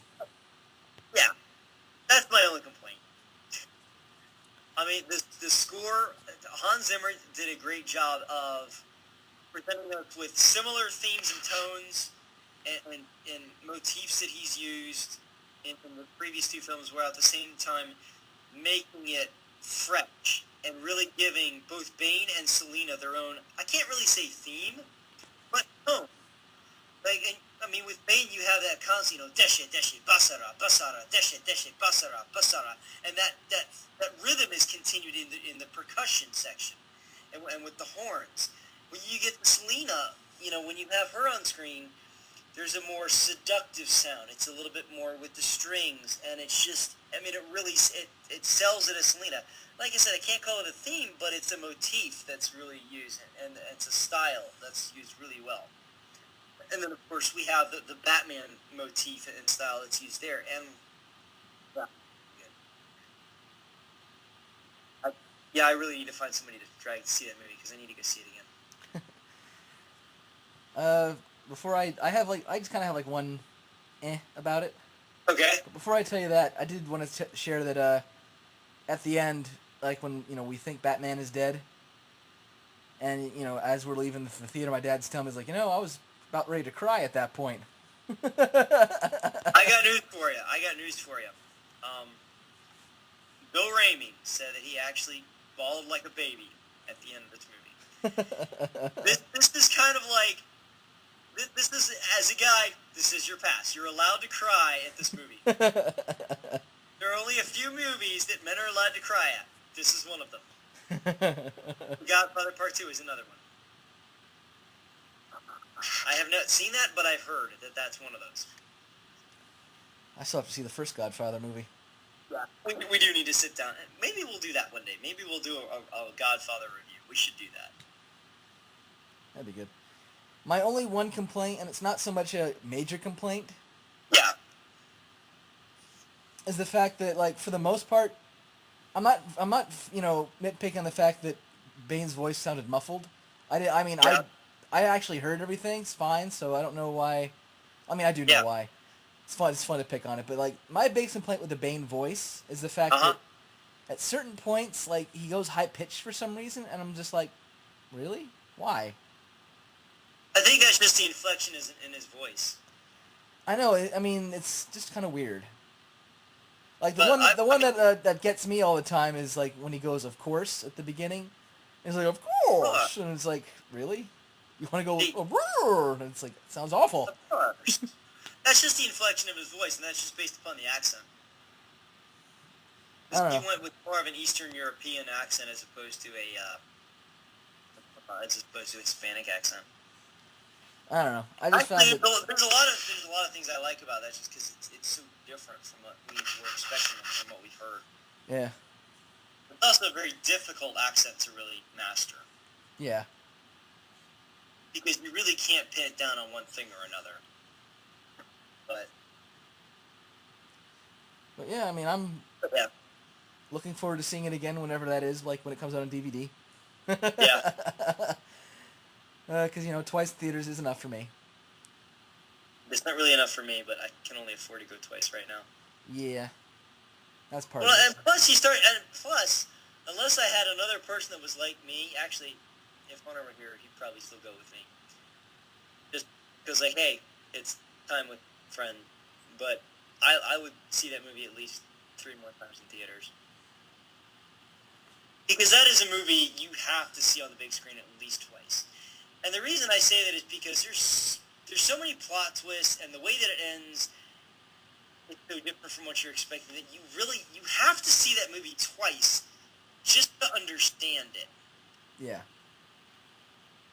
Like, okay, you saw the movie once, then you didn't understand it because you need to go back and see everything, knowing the fact that Miranda Tate is Talia, knowing the fact that John Blake is Robin, and knowing how it ends. You need to go back and watch it again so that you can fully appreciate it. Exactly, because a lot of that stuff is set up. You just don't realize it. Right. And so you might be thinking, the first time you see it, you're like, well, why did that happen? Why did that happen? And maybe you got it at the end, but at the same time, Christopher Nolan is so subtle, you have to go back and watch it again. Yep. You're not going to get it the first time. So, yeah, I recommend, it's been out in theaters for a little over a month, just a hair over a month. And how much did it make? For at least, do what? And how much did it make? So far, it's at $941 million worldwide. So it's definitely going to get to the $1 billion mark worldwide, just like Dark Knight did. I know there was a little bit of hesitation at first with the I don't know what I'm talking about, Aurora shooting of the opening weekend, but I think the nice thing is that people are not associating that shooting with this movie. That's because you really don't want to. Yeah. That's bad on both sides. Yes. So I think people are starting to realize, and plus it's gotten really good word of mouth because it is such a great film. And plus you have guys like us who are just repeat viewers. Oh, yeah. I know Sean on Modern Myth Media, the guy that runs the place, he's seen it 16 times in theaters. Man, that's dedication. That's dedication. He saw it 8 times in a row opening night. He bought his tickets for a midnight showing, a 3:30 showing, just every showing after that 8 times in a row. I'm like, dude. Ugh. I could do, and I wanted to do midnight showing, opening night, and then that Saturday. And honestly, I couldn't afford to do all that anyway. I'm not doing that. But that's the that I could see, but 8 times in a row. That's a lot for anything. Yeah. I mean, considering this movie's like almost 3 hours long, that's a lot of that's a lot of time spent in a theater. Oh yeah. So good on you. A little crazy, but good on you. The fellow Bat Geek, I understand. It's like, if a movie's that good, you're gonna want to watch it as much as you can. And the other thing too is it actually kind of reminds me of like little kids. If they pick on a movie and they really like it, that's all they're gonna watch. You're gonna watch that, and they're gonna watch it again right after watching it. Yeah. Regardless of they just seen it, it's like, but I want to watch it again now. So I completely understand it. Well, in his case, it's a good thing it turned out to be a good movie. Because imagine if it sucked and he bought all those tickets. No, I wouldn't. That was actually a good point that they were raising with the lead up to this, because they're like, one thing about The Dark Knight is it lended itself to repeat viewings. It's like, we have no idea how this movie ends. We know that Bruce Wayne is no longer going to be Batman at the end of this movie, but we have no idea how it's going to end. What if it's not worth? What if you can't rewatch it? And thankfully you can. You can rewatch this film as many times as you like. So I think that helps it. Yeah. Because people are going to want to go back. And like I said, you really need to see this movie at least twice just to understand it. So I think if people are going back at least one time to see it again to really get the full effect of it and everything, then you're going to appreciate it better. And, the movie's going to keep on making some money, and it deserves to make the money. That's the other thing too. I was ready to drop down as my ticket price for 3 movies, at $10, $11 a pop, because this movie is worth it. Very rare that we can say that in an economy like this, but we work hard for our money. We should be able to put it towards the things that we want, and this movie, and and these filmmakers deserve to be rewarded for a good film. Yeah. So, but yeah, Dark Knight Rises was awesome, and that's putting it mildly because I can't think of a more awesome word than awesome. Fantastilicious comes to mind, but I'm not really sure about that one. It was splendorific. Splendorific, that's good. I like that. It was splendorifically fantastiliciously awesome. It was fam-damn-tabulous. I like that one too. And really, I don't have much more to say other than that. Well, I was going to say, as far as the film itself goes, I really can't say any much more than that. But there is something we can briefly talk about. Yeah. And that's the future of Batman films. Because at this point, well... It's a clean slate. It's a clean slate. And at this point, we know that we're not going to get any more Christopher Nolan films, regardless of how the film ended. Yes, I know some people are like, but John Blake's Batman. No, he's not, people. That was left up to your own interpretation, however you want to see the film play out in your head. Just think of it like this, and I remember seeing this. It was Frankenstein versus the Wolfman. I know it's an odd pull, but hear me out. No, I need to watch that movie, though. It's an old black and white movie, and it's, for the most part, it's decent. It's not the best they've ever done, but it's good. But that was also the time period where they had... Their monster movies were not always taken as seriously as some. Right, and the reason why I bring this particular movie up is not so much the fact that it pertains to this, but it's the fact that the way it ends. The fact that when, the both monsters are fighting, they get hit by a rush of water, and then the words "the end" comes up with a question mark. And then it's sort of, the thing is, it leads you to your imaginations like, what happened?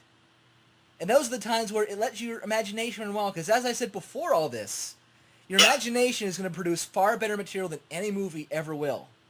Well, and Christopher Nolan, I mean, you look at all his films, whether it's Inception or the Dark Knight trilogy, or Memento, Prestige, yeah. Well, he likes to end his films on a note that you can continue the story in your head however you want. Yeah, I mean, you can watch Batman Begins, and at the end of the movie, when you have the Joker card pull up, You don't have to watch The Dark Knight to imagine the Joker and have that. At the end of The Dark Knight, you don't have to imagine how the events of The Dark Knight Rises play out. You can imagine whatever you want. And to me, that's really great because he's fostering imagination, and I'll tell you, that's one thing I've seen our society have a lack of lately. Yeah. And so I think it's great that Christopher Nolan is helping us to rekindle our imagination so that we are not much inspired, but so that we're forced to have an imagination. We shouldn't have to be forced to have an imagination. Yeah. We should have an imagination, but a lot of people just get lazy with it. And so it's nice that he's kind of forcing people to figure things out on their own. Yeah, but anyway, back to the topic at hand. Yeah, so the future of Batman on film. We do know that he's probably going to more than likely be included in a Justice League movie whenever that's made. No, he's not. Oh, he's not? You mean Batman or Christopher Nolan? Batman. Oh. Yeah. And I have reservations about that because I really don't believe that Batman is necessary in a Justice League film. I do believe you can do that with just Superman and Wonder Woman, Green Lantern, Flash, and Aquaman. But at the same time, I do also accept the fact that in terms of a role, in terms of trying to put this character in live action, because you can get away with a lot of stuff in cartoon formats. In a live action setting, I know that you can see, and a good analogy, and they've made this on Modern Myth Media, is if you look at the way the Avengers movie was done, and if you take the characters of Captain America and Hawkeye and Nick Fury and put them together, that's basically the role that Batman would have. The best analogy that I've heard so far is that Batman is the coach of the Justice League, and Superman is the quarterback. And for the most part, Batman's also the finance. Right. Well, I'm just saying, in terms of like the battle scenes and that sort of thing, Batman is the strategist. Obviously, he's got the finances for like the Watchtower and that sort of thing. But right. But in terms of like, okay, action sequences, because let's face it, What are we going to see when we see a bunch of superheroes together? We're going to watch action sequences. Yep.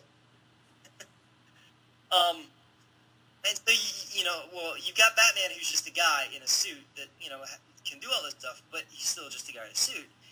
He's not Iron Man, but he's with Superman and Wonder Man and all these things. Like, how is a modern audience going to buy this?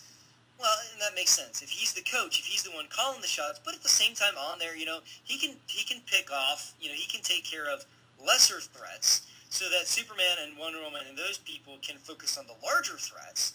That makes sense. And I think there's a lot you can do with that. I will say I'm curious to see. I do think that they will need to do their newer Batman film first to establish that character and that setting.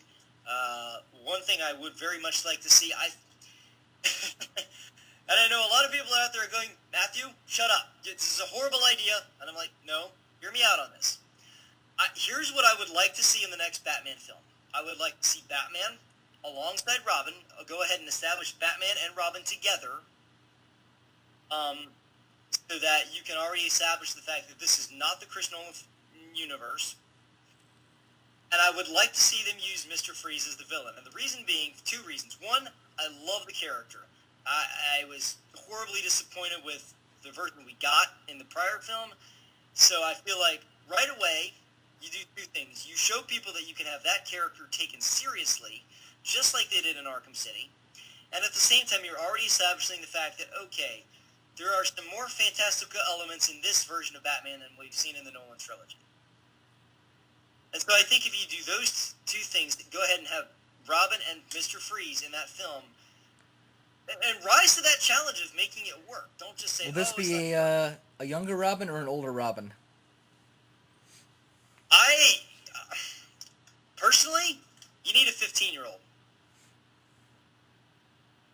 I'm going to tell you right now, 14 or 15, I will never be able to buy any Robin younger than the age of 13. Because anything younger than 13-year-old physically is not capable. Yeah, perhaps martial arts, yes, they can do them, but to go up against guys, fully grown adults, especially hired thugs who carry guns and, he actually needs to be able to punch and knock out. It is impossible for me to believe that any male younger than 13 is capable of that. But at the same time, you can't have anyone older than 18 because he needs to have the legal reason to be Bruce Wayne's ward. Yeah. So make him 15. Look at any 15-year-old Olympic athlete. That's what you're going to get if the kid grows up in a circus. Yep. And that's all he does. So to me, that's believable. And, it's one of those things. It's old enough to where he'd physically be able to do it, and young enough to where he would need that legal reason to be with Bruce Wayne. And, that's 3 years before he's 18. I think what a great thing what they could do is have, establish Robin in the next Batman film. Plus, we haven't seen Robin on film in 15 years.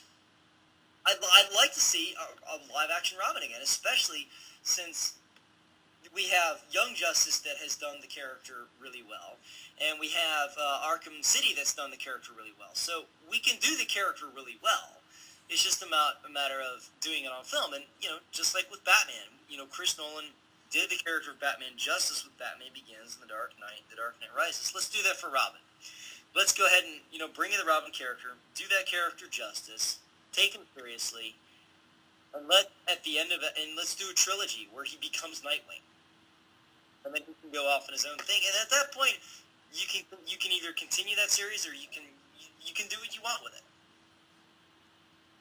I mean, but I do think if you're going to have a Justice League film, you're going to have to first, we've got Man of Steel, so let's hopefully that will be as good as I keep talking about it. Because from what you've seen, yeah, it's not really it's not supporting my claims.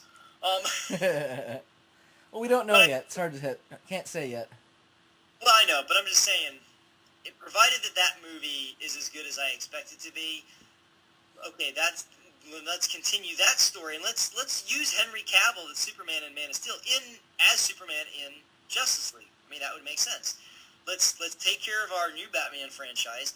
Let's get that in order, and then I've said this before. Have the Justice League film be the team-up film with Batman and Superman.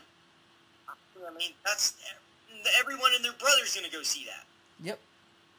And then be different from Marvel. Actually have the story of the Justice League film be an origin of another character, like, for instance, Wonder Woman. Or Aquaman, or I say origin, but not so much origin as it is introduction of the character and a character arc for them. I think that would be really good and different from Avengers, and at the same time, still another superhero team-up film, but it could work, and I think that would work really well. Yep.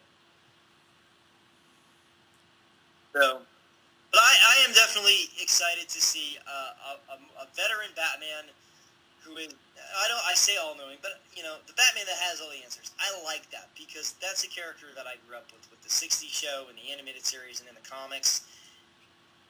And it's not to say, like I said, I have thoroughly enjoyed this run of Batman, but it's kind of like, okay, I'm good. I think, for me, what I liked about Dark Knight Rises so much is that it satisfied a lot of things that I've been wanting for a while. Yeah. I like seeing... One of the things that I thoroughly enjoyed about Captain America was the fact that he actually physically fought the villain at the end. Yeah. We, almost never got that in the Batman movie.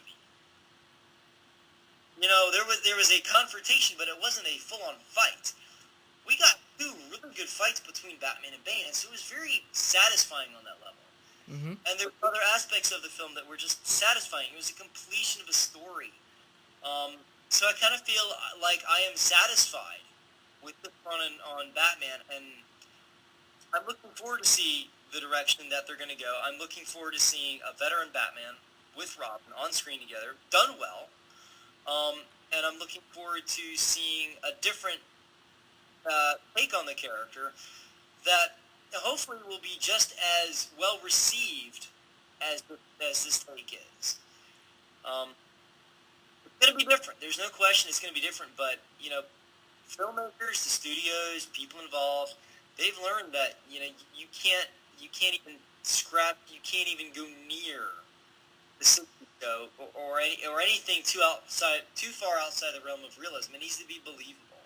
And I think that's the thing, is that's where Batman and Robin didn't do it, is there was not a believability. Well, believability to a extent. Yeah. Because what I think is, well, a good example is Avengers. Is it realistic? No. But the way that they approach the material, it makes sense within the confines of the film. yes. And it's believable. You can believe that this character would do these things, that this technology could exist in this universe based upon how it's presented to you. And that's what I mean by believability. The characters need to be believable to you as those characters. The technology, one thing I will say, that whoever comes on to do the next run of Batman films, continue to have the technology be the fantasy element, because that works really well in a Batman film. Well, I mean, that depends, because I think we've both agreed, and a lot of fans have also kind of clamored this, is if they want to go something how you want it, like a veteran Batman and a veteran Robin, yeah, a competent, good Robin, frickin' do Arkham City the movie. Yeah, oh yeah. Because that would fulfill all of what you wanted right there. Yeah, oh no, definitely. And not only that, but, I mean... And the nice thing is, you can bring in some fantastic elements like Mr. Freeze. And have it be believable. Right, I mean, they included Clayface, of all things. They included Solomon Grundy, which may not work for the movies, but it's like one of those things where it didn't take me out of the game. It was like, awesome, I'm fighting Solomon and Grundy. It was no longer like, Solomon and Grundy, born on a Monday. Yeah.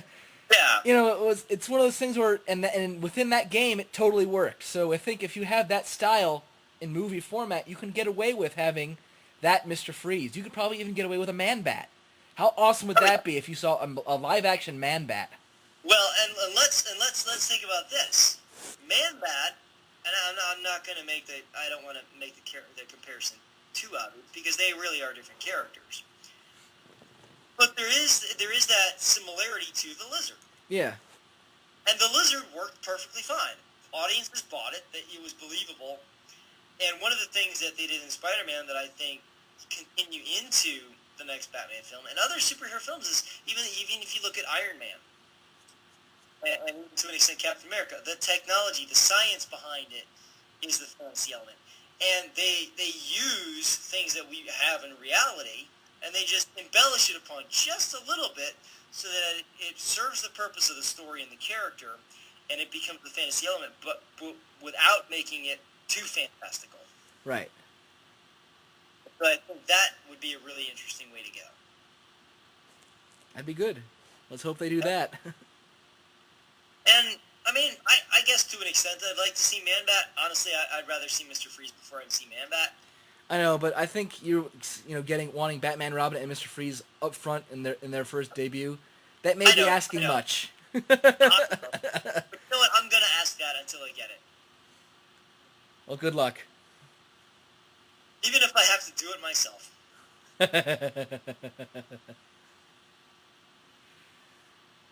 Never mind. We need to get back to the script, but...